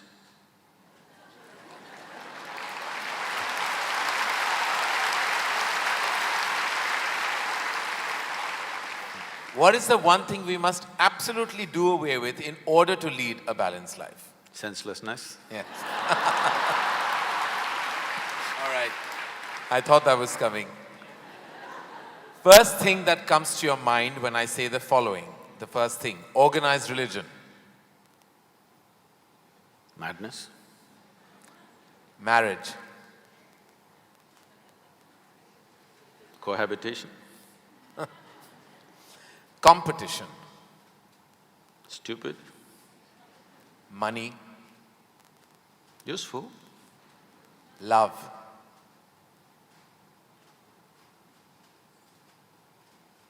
Can I say a sentence? Yes. I will allow that. Most beautiful, but unfortunately crippling for most people. If I can little elaborate that, see, if something unpleasant cripples you, something nasty cripples you, it's acceptable. When something beautiful cripples you, it's a true disaster.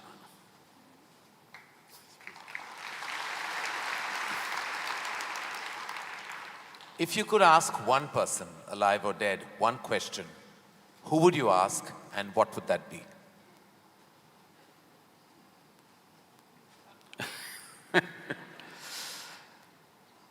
I really sorted out all my questions because I did not spend time educating myself or doing anything. I spent my entire life sorting out every damn question I had. I've kind of run out of questions. And you certainly have not run out of any answers, and you never will. Best advice you have ever received? Nothing. Never? No. I never sought, nor did I receive. I made myself in such a way I'm incapable either of seeking advice or giving advice.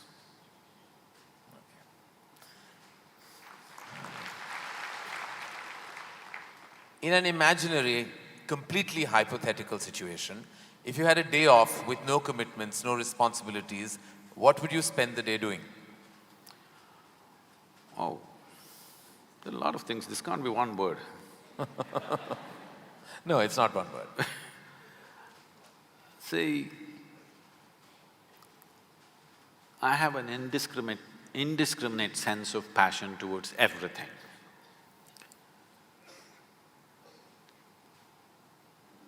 There were lots and lots of things I did at one time, but these days, time is not allowing me to do that, so Generally, if I have little time, all I do is play golf because that's safe and within the city and I can get back in time for something else to be done.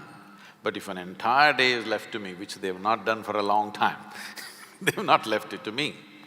If that happens, I will close my eyes and sit because that is the best, I am at my best when I truly have nothing to do.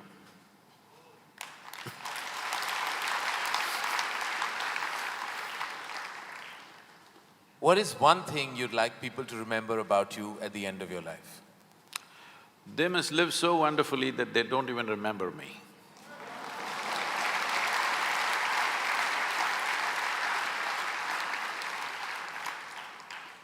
If you found a way to travel through time, where would you go? I'm kind of done with all those things. Your universe visited already. You have visas for every part of this ecosystem. If we can do some slow fire. Yeah. Because that's a question with many ramifications. This, for example, traveling in the world, we jetted around and now we want to travel to the Mars, we want to travel to another place. And now that's not enough, we want to travel into the past and future. All this longing is again exploratory in nature. Whether you go on vacation to Maldives or you want to go to Mars, it is fundamentally exploratory. Maybe you're also thinking of relaxation and pleasure and whatever, but essentially it's exploratory, otherwise why can't you do it here? It's something that you want to do, you want to touch another place. This longing is there in the human being only as long as the life that you are remains in a seed form. That is, it did not sprout and blossom. This happened when Adiyogi was expounding the science of yoga and talking about the nature of the cosmos, how it's related to your individual self and what you can do with it.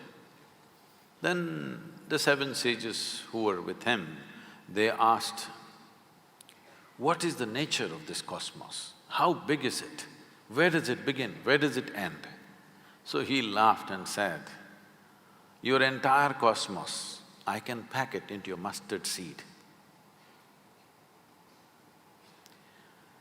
Because your ideas of time and space are essentially because you're living within the framework of your intellect. If you cross that dimension, then there is no such thing as time and space. Everything is here and now. So, traveling through time, space, no, it means nothing to me because it's difficult to express, difficult to articulate. If I sound little… I have a reputation of being very logical, but if I sound illogical or silly to you, you can blame it on my jet lag. I just come from United States after 6 weeks, so you can say maybe he was jet lagged, that's why Sadhguru is saying something silly. But I'm fine. I'm saying this because you can't fit the universe into your silly little logic. Today's human being is too overly enamored with their own logic that they're missing the entire life. The gamut of phenomena that's happening in the existence is missed because the only way you can accept anything is it has to fit in to the square hole of your logic. Anything that doesn't fit into your logic, you will reject. In this, you rejected the entire cosmos. In this, you have rejected the magic of life. You have become a slave of logic and completely missing the magic of life. So, this time, space, all this stuff is because intellectually you're trying to dissect the universe and try to understand this. Tell me if you sit here, suppose you're very joyful, do you see, you will not know how the day passed off. And if you're depressed, do you see the day won't pass? So time is a consequence of the miserable nature of human existence. If you are truly blissed out and ecstatic, you wouldn't know what is a day, what is a year, what is a lifetime. You wouldn't know.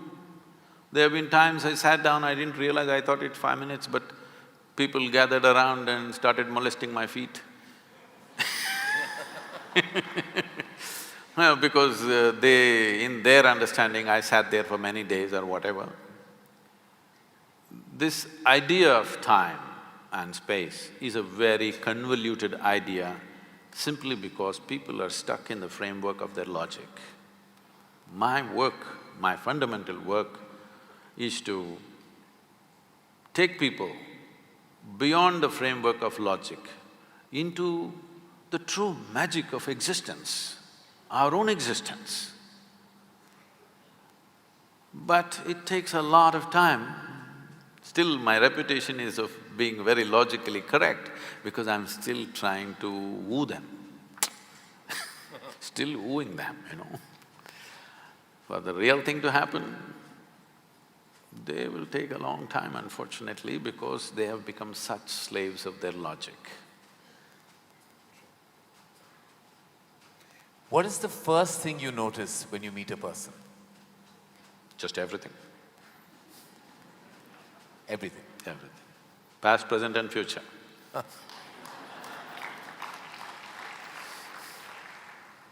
Is it more important to do what you love or love what you're doing? One word or more? The choice is entirely yours. See, if you are an intelligent person, you will try to do what you love most. But if you're a genius, you will do just what is needed.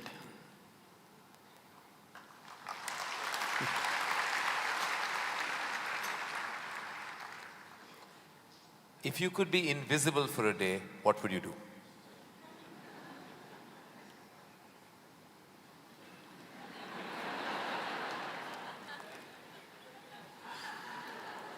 You wouldn't know?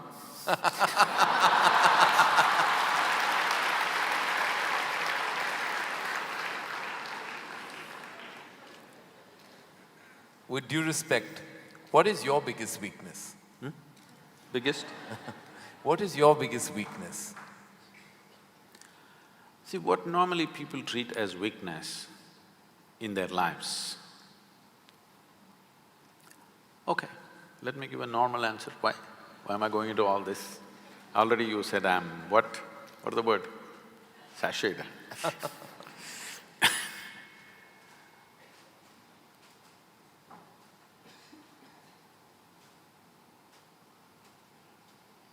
My biggest weakness is, I love danger. Without danger, I cannot live. I need to do something which keeps me on the edge of being mortal, being alive and dead. I want to walk that line all the time. Every day I'm stepping on it one way or the other.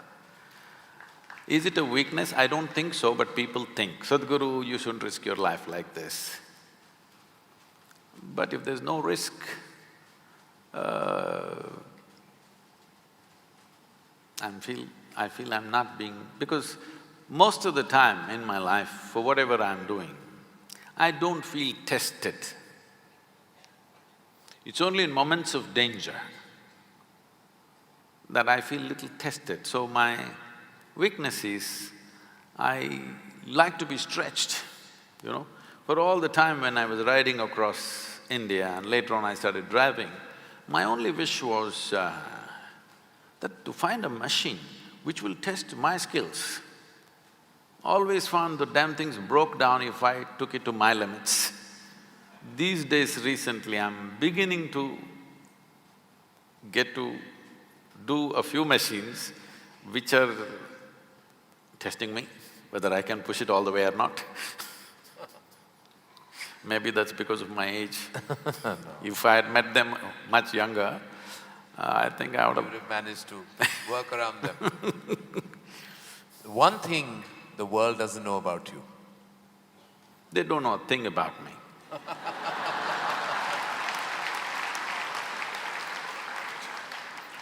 That's a fact.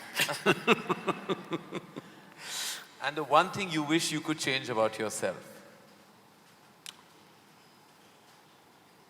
Oh, I never looked at that. I could speak Hindi. No, I'm sorry, Marathi.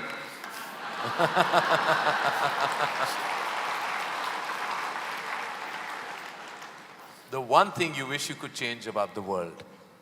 Oh, a lot of things. One. Human beings. Desperately in need of. Sir, what would you consider to be your greatest achievement? I don't think there's any. Because I always fall woefully short of my own expectation of what I could do. So I never feel anything is an achievement. Is there a song you love and can listen to all the time? Oh. I somehow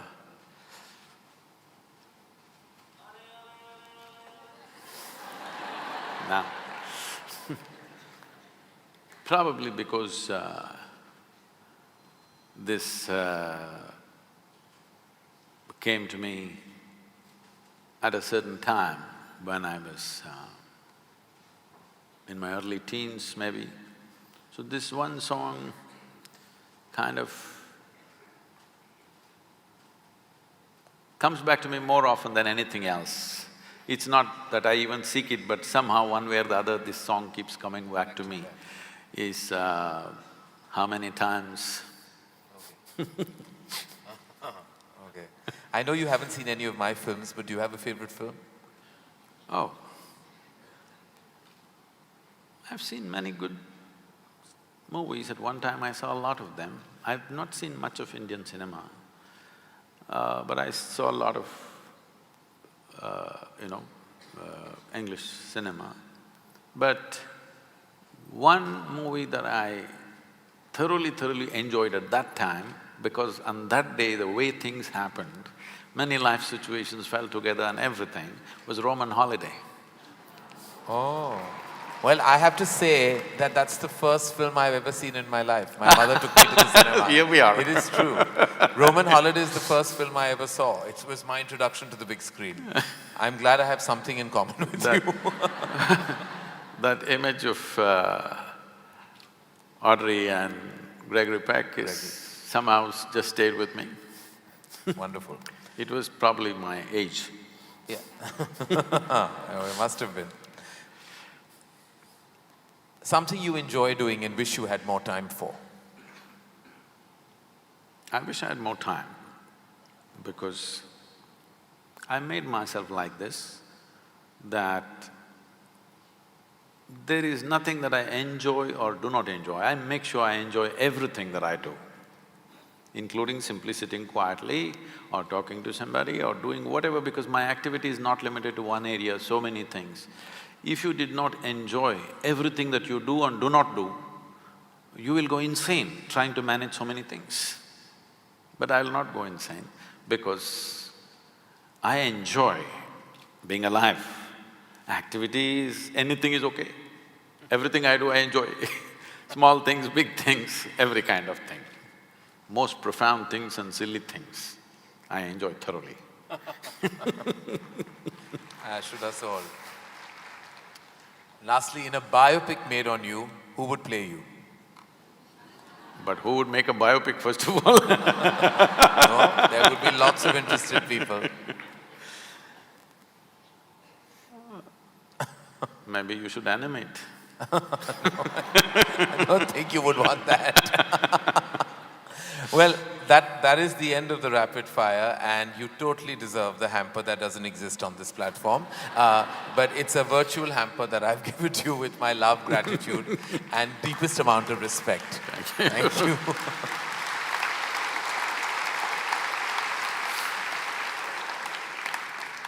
I think before we open questions to the house, it's integral for me to share that the last week that I spent reading about you and hearing everything that you had to say, so many people question you, including Juhi, who's in the house. It's been exhilarating, it's been enlightening, and more than anything else, I think it gave me a certain sense of understanding about where I am. Being at a crossroad of my life emotionally, and also now as a newfound parent, I read some of what you had to say about even parenting. To me, it was extremely enlightening to read that not to nurture the do's and don'ts so strongly on your child. You know, we all have theories of parenting. But I think just what I imbibe from what you had to say is that if I'm strong-willed and I exude a certain amount of pleasantness and I give out the right amount of energies, my child and my children will emulate that, imbibe that, and I don't have to constantly force feed that knowledge on them. They will imbibe it from my energy source in any case. That is what I drew, am I right? No. Okay. See, one level right, but it's not a question of energy, and don't make simple aspects of life mystical, because my entire life is dedicated to make mystical very approachable. But generally in the society, people are trying to make simple aspects of life mystical. Rearing a child is not a mystical dimension of life. It's… millions of people have done it. For thousands of generations, people have done it. We are not reinventing anything here. It's just a simple biological process. Every creature does it. A bird is teaching its offspring to, find the worm, and the worm is teaching its offspring to escape the bird. All kinds of things are happening in their own way. Similarly, human beings are doing it, but as we get more educated, we become more fussy about it. There was a time that a whole lot of parents had 8, 10 children. They did not even know their names, number one, number two, they called them. But they grew up somehow. They just provided the basic ecosystem and they just grew up. So let's not make it too whatever, because you can easily… because today is a time of just one child or two children, and we become totally, overly emotional about what is ours, and we lose perspective of what is the reality. A child will grow up anyway. If they're nourished, they will grow up. Now, what should they grow up as? Should they grow up confused? Should they grow up strong? Should they grow up stable? Should they become sage-like? Should they become something else? That's a question. What they should become in the world is a social issue. That will be decided by the times in which they grow up and the exposure that they have. Now you become a filmmaker, not because you're intrinsically a filmmaker, because you're in Mumbai, you come from that kind of family and the atmosphere around you is like that, naturally you choose that. Suppose you were somewhere else, let's say 1,000 years ago you were somewhere else, would you be thinking of filmmaking? No, you would be thinking something else. So what we do in our lives is just a circumstantial thing. Let's not read too much into it. The question is, when we have children, how complete and joyful and wonderful are they? Because every life is aspiring not to do this or that. Every life is aspiring only to become a full-fledged life, that's all. Whether it's a worm, insect or plant or tree, they're only aspiring to become a full-fledged life. There is no other aspiration in life, including ourselves. Only problem with the human being is, we know what is a full-fledged worm, we know what is a full-fledged mango tree, but we don't know what is a full-fledged human being. This is the only problem. My work is just this, to make people perceive, not understand. You must understand the difference or the distinction between perceiving, experiencing and understanding. Not understand, but perceive and experience what it means to be a full-fledged human being. And that's all that must happen to your children and every other children, every other child on the planet. What should happen? They must become full-fledged life, that's all. For this, they need an ecosystem and nourishment, not teaching from another time, because you belong to another time, you're past. You may not like it. I'm not saying as a director you're past.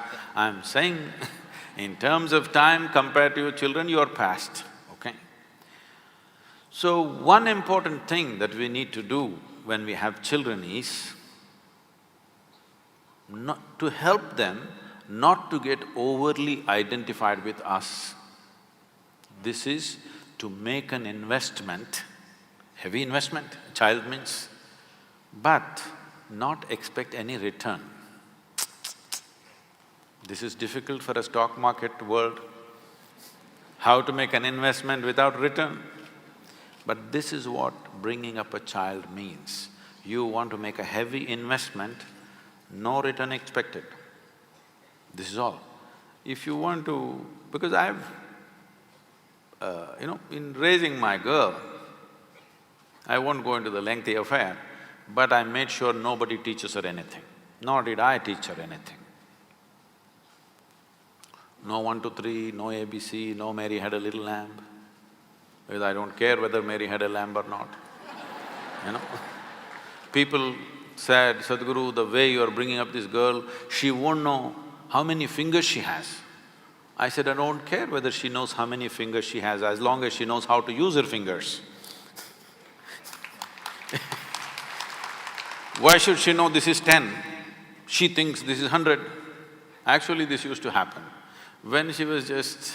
because I just exposed her to nature. As much as possible, I exposed… if there is nothing else, at least I took her up on the terrace and showed her the stars, which you can't do in Mumbai. You will show other kinds of stars in Mumbai. So, she would look up at the sky and say… she would call me by name, first name, and say, Jaggi, 10 stars. Because in her mind the biggest number is 10, somewhere she heard 10. Yeah. So she didn't say million, she said 10. I said, yes, 10. What is the problem? Whether 10 stars or 10 billion stars, what is your problem? You think you're very knowledgeable because you know there are 100 billion galaxies. In what way does it matter whether there are 100 billion or there are none? What way does it matter? Because you are not seeing stars, you are only seeing the reflection in your mind, isn't it? If you spend time to know the nature of what makes you experience all this. So, she asked me once something, so I just told her just this, this is all you need to know about life. Never look up to anybody. She looked at me like this. I said, not even me, because the value of me will be completely lost the day you look up to me. You must look at me just as I am, then you will see immense value for who I am. If you look up to me, you will miss everything and one day you want to hang me on your wall. As you did to everybody else, to Rama, Krishna, Buddha, Shiva, everybody, you hang them on your wall, you will hang me also on your wall. You will miss the entire value, you missed all those guys. Now you will miss me also. You must look at me just the way I am. Never look up to anybody, never look down on anybody, this is all.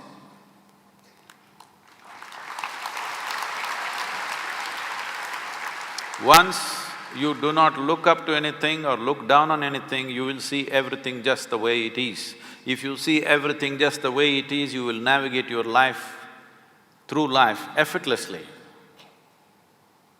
That's true. That is simple theory and easy enough to live by. Thank you. Thank you, Sadhguru. With that, I think I would like to open the questions up to the house. And I'm sure we have a volley of questions which I can already see, hands going up in the air. I don't even know where to start. Okay, yeah. Sorry? You worked hard for it? Okay, then I suppose hard work should never go unfounded. Hello? Is there a mic that is circulating?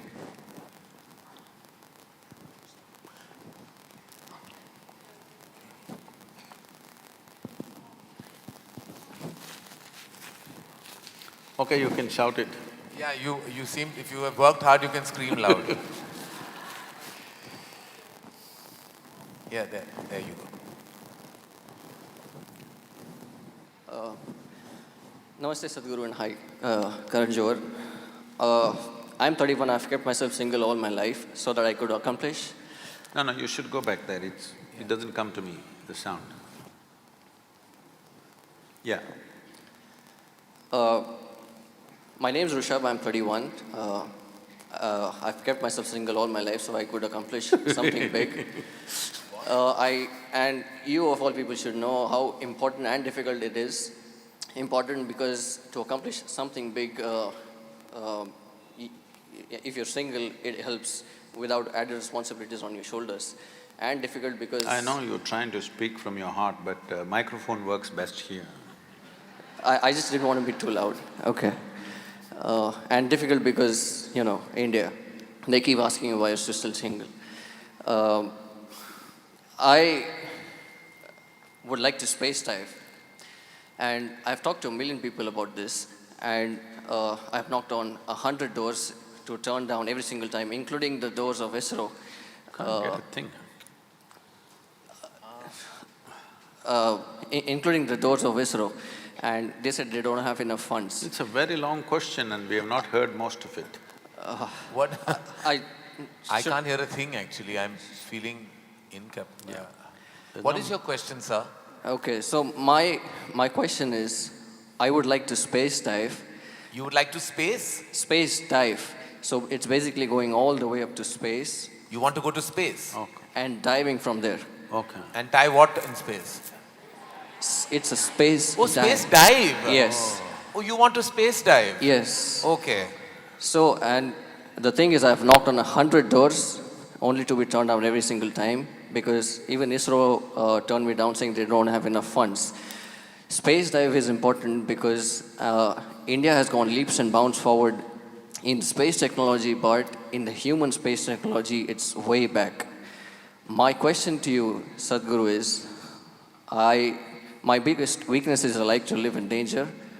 My question to you, Sadhguru, is where do I find an organization that will help me with the discipline, yoga and meditation, that will help me with this?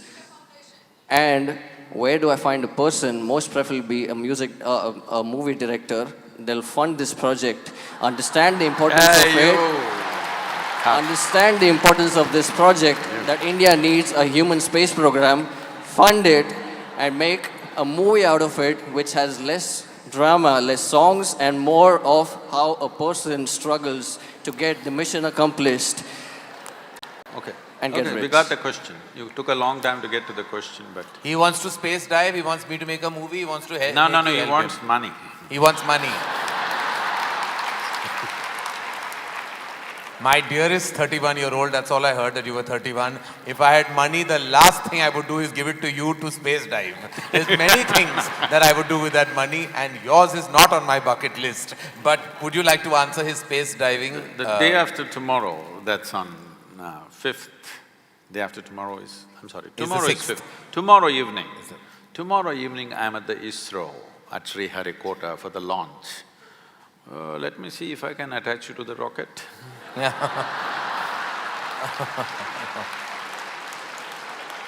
Thank you. Yes. Will you pass your mic on, sir? No, the boy is very serious. Yeah, he's very serious about this. I don't know. So, about you being single, you have saved one life. Yeah. And I want to tell you, whether you space dive or you don't dive or you nose dive, all of us are born single and we die single. In between what drama you do is up to you. So you want to do a single act or a double act or a multiple act, it's up to you. But essentially we are born single and we die single. And if you want to space dive, this is comic book stuff. It means nothing. Do not waste your life. You're a young man. Don't waste your life thinking, I want to space dive, I want to do this, and the Karan is going to fund it. He made it very clear. He has other ideas for his money, and I'm glad. Well, you get married, that's like space diving. It's the same thing. You don't know where you're going, you're just diving. Yes. That's true. Namaskaram. Namaskaram. When I told my teenage daughter about this program, her immediate reaction was an excited wow. She's here with me, and this program is everything we thought it would be. Question for you, Karan. What exactly inspired you to do this session with us, Sadhguru? Whoa. Thank you, ma'am. He did not say he's inspired. I was. And the lady definitely has it right. It is because, as I said somewhere, that there are many questions that I constantly seek answers for. I find myself in a dilemma between my emotions, between my fears, my anxieties, my tussle internally between my letting go of religion and holding on to what I understand of spirituality.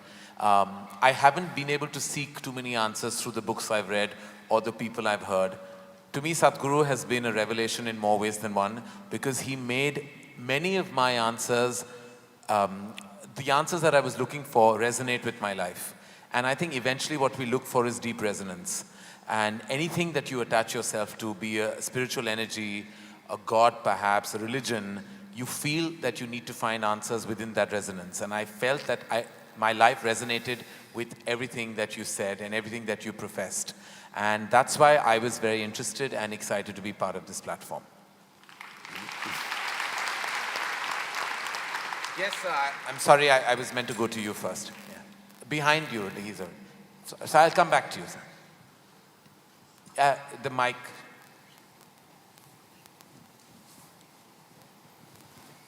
Thank you. Namaskaram, Sadhguru.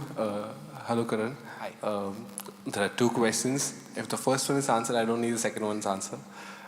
There's a request. Can I please get a hug from you, Sadhguru? Hey, why don't you try him?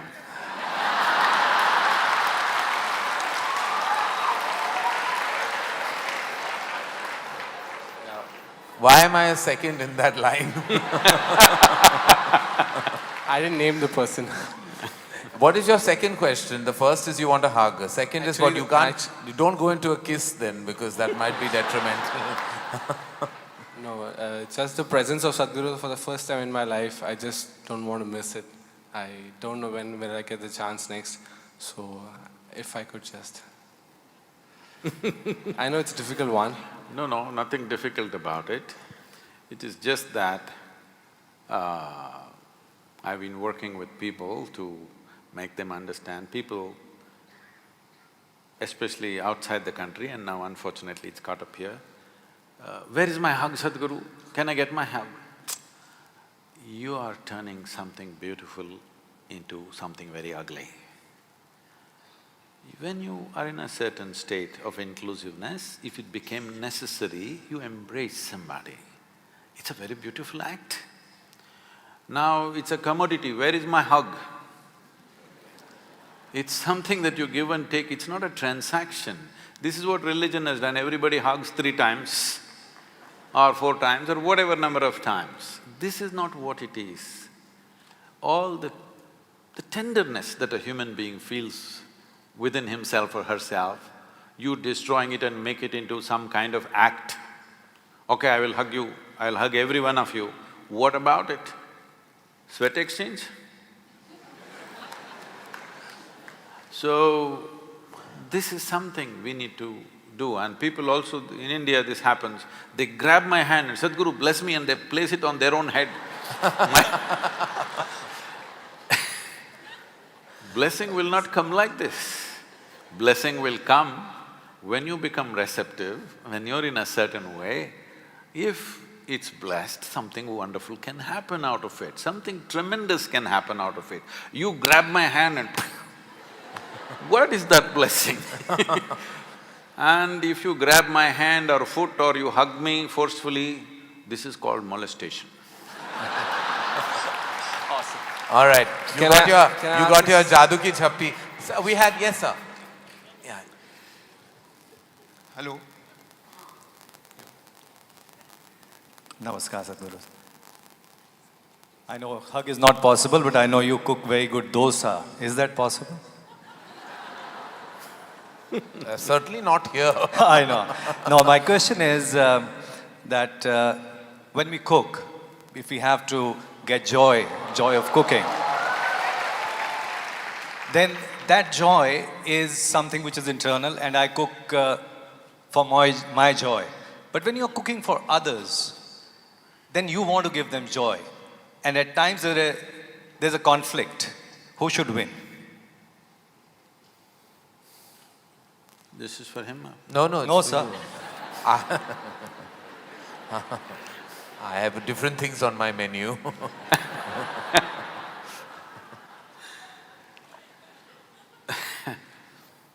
See, let us not make everything. This is the most fundamental thing of what being spiritual or spiritual process means just this. Essentially spiritual process means this, that you live here like only you exist, nobody else but you. Because you see everybody as yourself and there's no issue.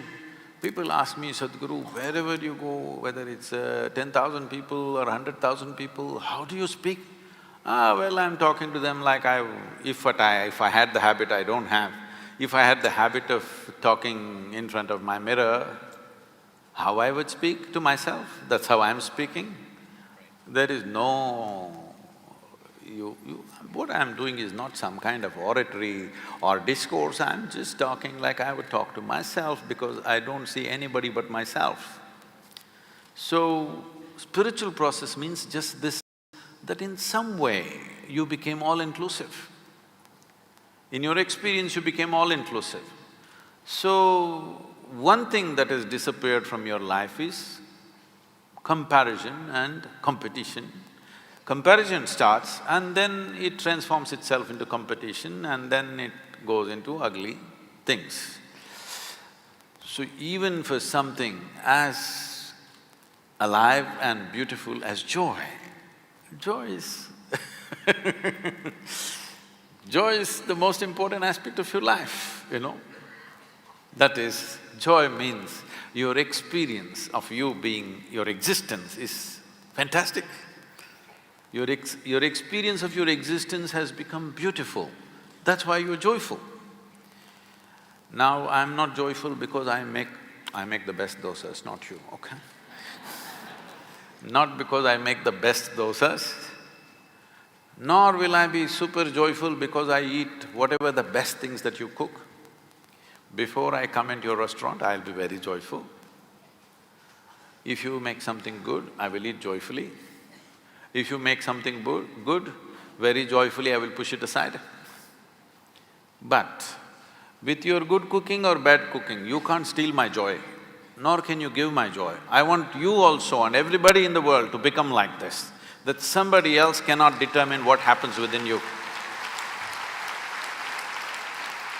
Because… Yes, ma'am. You are calling fundamental sense of slavery that you get into with beautiful names, this is dangerous. So, anyway, people are saying wonderful things about your cooking. They've not said anything about you, but they've said wonderful things about your cooking. I would like to eat one day. I don't know if I can afford it, but Yes, ma'am. We get a mic for you, ma'am. Namaste, Sadhguruji. My name is Devika Patel and I'd like to ask you a question because you're a mystic and even otherwise, please don't say I don't care because many people out here I'm sure do. My question is, what do you think of reincarnation? Do you believe in it? And if so, can you elaborate on the subject and let us know what you were in your last birth? Thank you.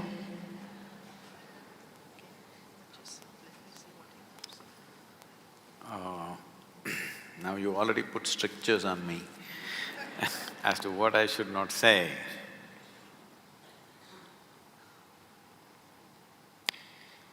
For me, last 3 lifetimes, I have been same work, around the same place, and a few people, handful of people, same people. To such an extent that sometimes by mistake I end up calling them by old names. But you should not believe all this nonsense. No, because the moment you believe it, you will look at this person and little, if they're friendly with you, oh, maybe in my last life, my past life. It is very good you don't remember a thing about anything, because in your present life, you are not able to handle the emotional tangles and psychological involvements with people. If you remember 10 lifetimes, you will break your mind. It takes an extraordinary sense of dispassion to download many lifetimes of memory and still not respond or react to those things and simply see it for what it is. In your present state, if such things happen, it'll be a disaster. But anyway, you should not believe these things, because you should not believe anything or anybody. You should not disbelieve them either. Now in such a large crowd, I have a huge reputation of being very logically correct, and now you're making me say such stupid things. I'm staking my reputation. You must understand that I wouldn't make that mistake, because I don't gain anything by talking about this, because you insisted that I should not dismiss it. But essentially what you're asking is, let me translate this question for you. Essentially what you're asking is, when you say, is there a past life or is there a future life, what you're asking is, beyond this body, is there something more? That's all you're asking. After my death or before my birth, was there something else? This is the question. Or you're asking, what is the nature of my existence? Well, that's my full-time business, to bring you to that experience as to what is the nature of your existence. You must come. You should not ask just a casual question here in Mumbai and disappear. Now you made me say illogical things in front of all these people. Now you must invest some time to know what is the nature of your existence. Otherwise, it's an entertainment question.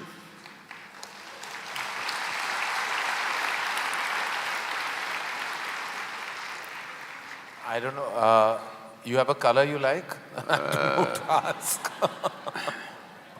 He's working hard, but after him, I'm afraid of hard working. Yeah. Yes.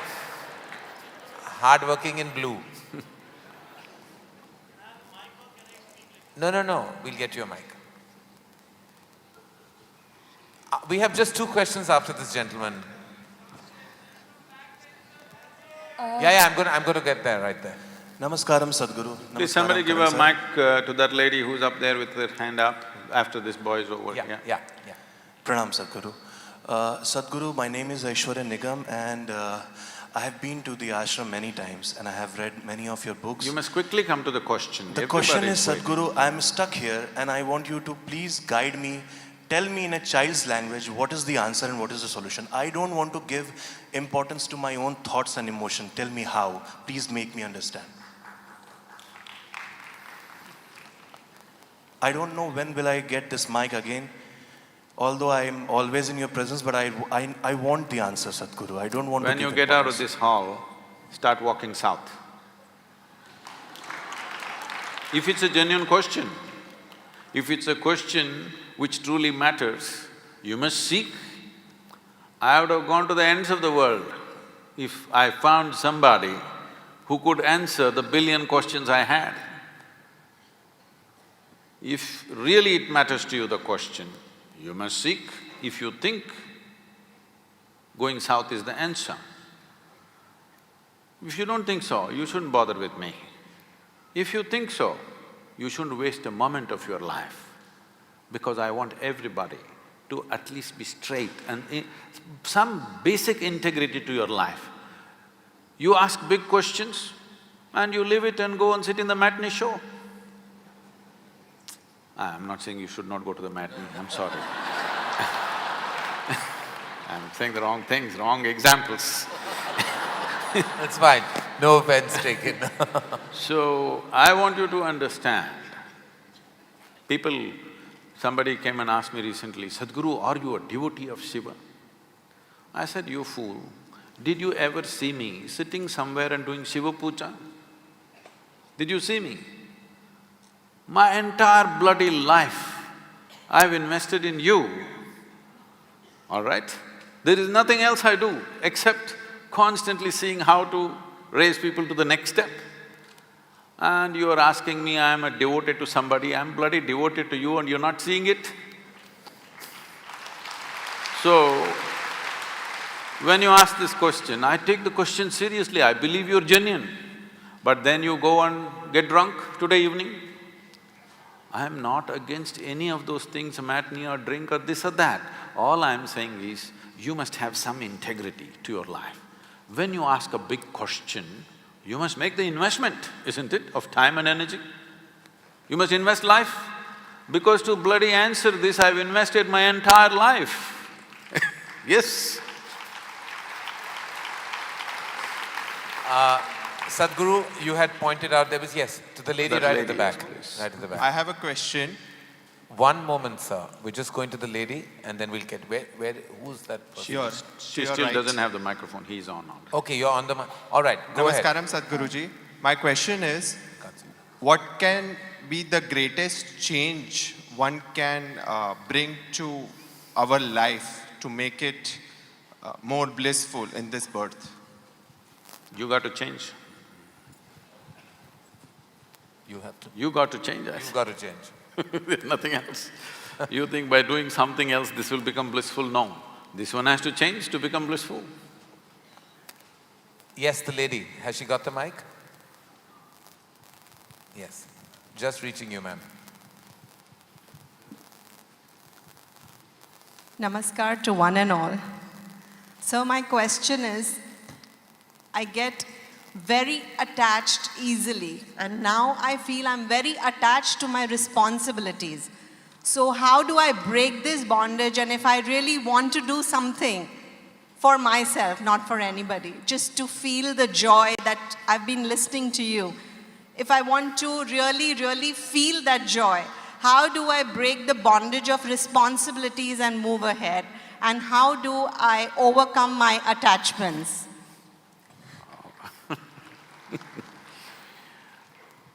I want you to understand that responsibility is never a bondage.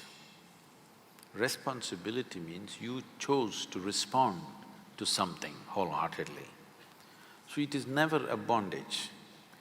And how is it opposing your joy? I don't understand. Because to what extent you have the ability to respond, only to that extent you know life. If you lose your ability to respond, you become dead. In fact, somebody is dead means they've lost all ability to respond, that's all it is. So, don't ever think your responsibility is stopping you from being joyful. If you had no responsibilities, many of you would be freaked to madness. You are fortunate, you got something to dabble with. Nothing to do, I'll keep you in a room, nothing to do, I'll feed you well, you will go crazy. You must be glad there are distractions for your madness. So, you must understand this. If your experience of life is such that if you sit here, you start enjoying your existence, not your thought, not your emotion, not your action, your existence, if you start enjoying, you have a certain joy and blissfulness about your very existence, then all this jargon doesn't work.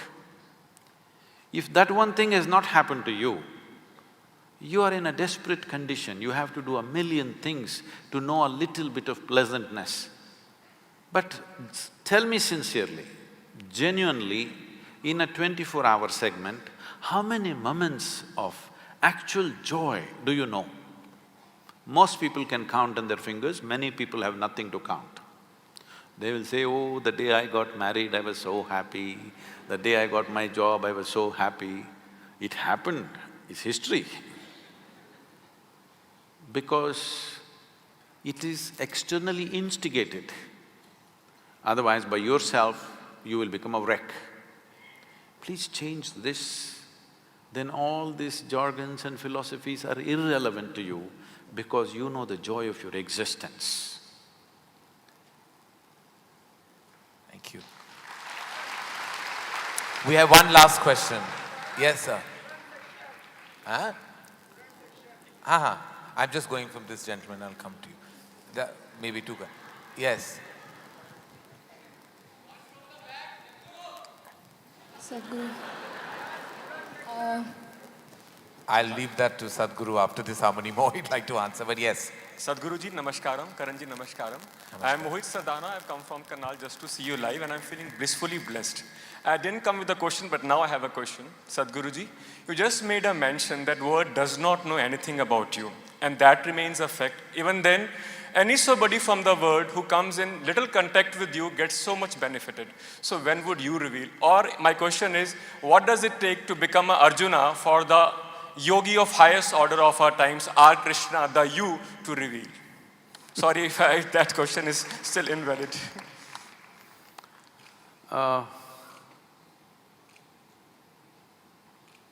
This is difficult to articulate without sounding all wrong. Because see, everybody is working or everybody is trying to live their life with different frames that they have created for themselves. You can call this mindsets, you can call this framework, you can call this family, you can call this society, you can call this ethics, morals, ideologies, whatever. These are all frameworks you created. But you understand, a frame means you are putting a self-imposed limitation upon yourself. I can understand, he being a director, producer, he's thinking of frames because he's thinking of capturing something for doing something else. I'm asking you a simple question. Do you want to capture this life or do you want to experience this life? Hello? You want to experience this life. You're here to experience this life and know the reason. Everything else is secondary. When I say life, when I use the word life, most of you will think, oh, my work, my family, my home, my car, my dog. That's not life, these are all accessories to life. You added all these accessories believing that with these accessories your life will get enhanced. But your money, your wealth, your family, your relationships, these are all just accessories, isn't it? The real thing is here, never experienced. So,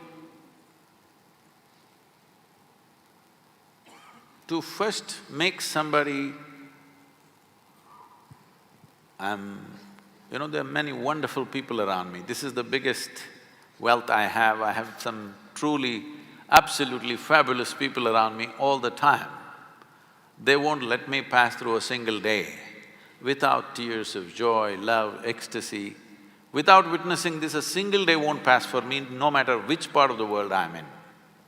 I don't think there's better wealth in the world, in the physical world, in the human societies than that constantly you're surrounded by people who are shedding tears of love and ecstasy. Having said that, their experience might have become beautiful by being in a certain presence, by realizing a few things, but still, they still have frameworks. Because very few individuals have the sense of… a total sense of abandon to be here without framework. As long as you're with the framework, we can add one drop here, one drop there, one more drop means it'll break. So in my life, if by the time I fall dead, if I can share maybe 1 or 2% of what I have known, I think I'm very fortunate because I'm still looking, I've not given up on it. There can always be 1 or 2 individuals who will come up. We have been working on them, preparing them so that somebody can exist here without any sense of frames, without any sense of what will be lost. There are many people around me who, in every action that they do, they're not saying it verbally, in every action that they do, they show that they're willing to die for me. I keep reminding them in 1,000 ways, dying for me is not the answer. That you are willing to allow this life to happen in full flow, this is where the answer is. Because only if you are a full-fledged life can I share what's happening within me. Otherwise, I'm talking about extending your frames, giving you a different frame which is more difficult to manipulate. But totally undoing the frames will need this, that you are a full-fledged life. When I say a full-fledged life, right now you have invested too much in your thought, too much in your emotion. You look up to something, you look down on something, you like something, you dislike something. In this state, it cannot be done. I'm working on people, lots of them, and I'm also scanning the world because there could be anybody somewhere, because that will be a blessing, not to me, but to the world. If there can be human beings, not one, if there can be 1,000 human beings on this planet, or if there can be 10,000 human beings or 1,000,000 human beings who are just life, no bull, just life. Because this is the only thing that you're aspiring for. You may think you want money, you may think you want pleasure, you may think you want something. No, you are only wanting to having a larger slice of life somehow, isn't it? That's all there is. Because that is all there is. You think money will get that, education will get that, love will get that, pleasure will get that, but essentially you want a larger slice of life. So if you want in slices, we will cut it and serve it because we have to keep you going, otherwise you'll run away. But I want to see you a day when I can throw life at you just like that, without making slices out of it. That would be a great day. Make it happen, because I want to change. I want to change the perception of what is street. If you say street, if you use the word street, people will think booze, people will think drugs, people will think prostitution, all the ugly things. If we do the right things, in the next 20-25 years, we can change this, that street means beauty, street means love, street means meditativeness, street means spiritual process, street means the highest things. We can do this if we are willing. We have the tools, we have the means. Why I'm saying this is never before. Many great beings have come, but nobody had the means that we have today. Krishna came, a gentle being, when he spoke, only one man heard, yes, and another man overheard. When Adiyogi Shiva came, only 7 people heard. Today we have the ability, we can sit here and speak to every human being on the planet. Never before this was possible. Now we have such an ability to communicate. If we do not communicate the right things, we are committing a crime against humanity. So when we have this kind of power to communicate, whatever is the highest dimension of life should become street. My essential work is this, to bring down spirituality from mountain tops to street.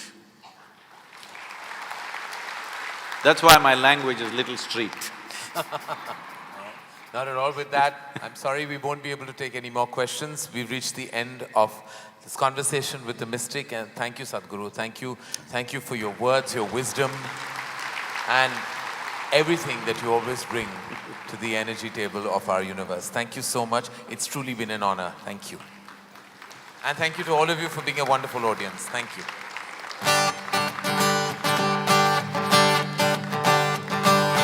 कहाँ से आया कहाँ जाओगे खबर करो अपने तन की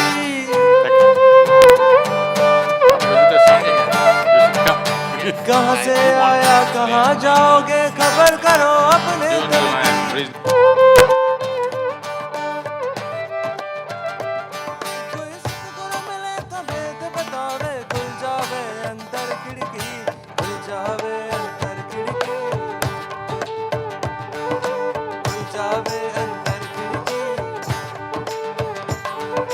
कहाँ से आया कहाँ जाओगे खबर करो अपने तन की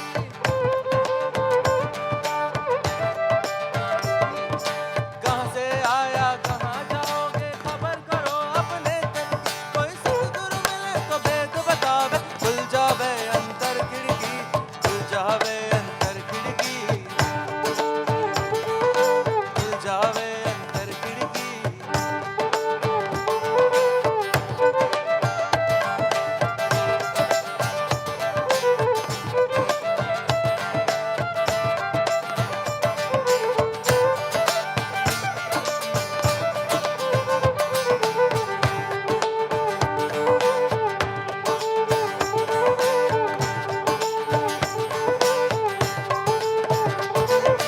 बाहर बैठा ध्यान लगावे भीतर सूरत रही अटकी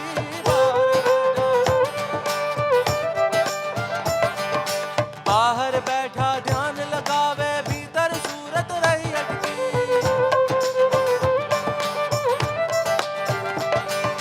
बाहर बंदा भीतर गंदा बाहर बंदा भीतर गंदा मन मैला मछली गटकी मन मैला मछली गटकी मन महला मछली गटकी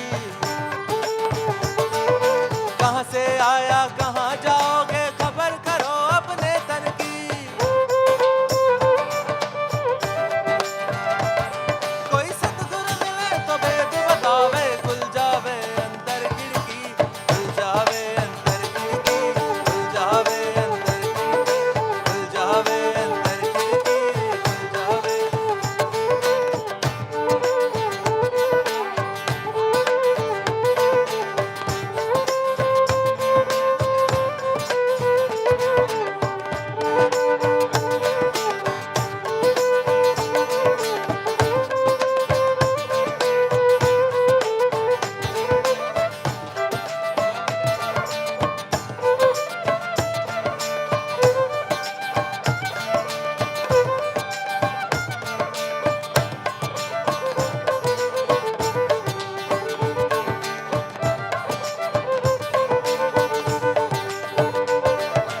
बिना विवेक से गीता बाँचे ओ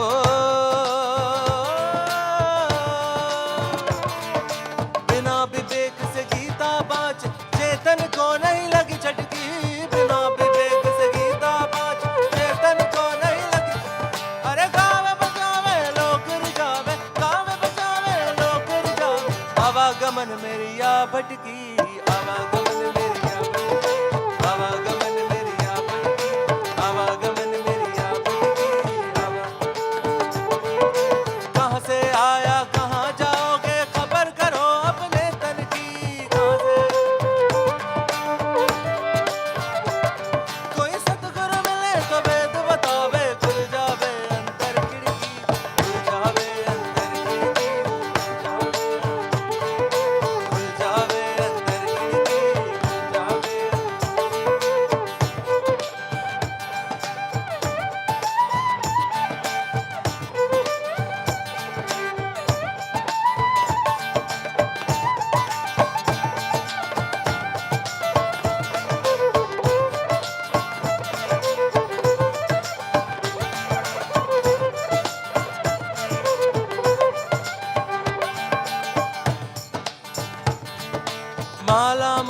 तिलक छापा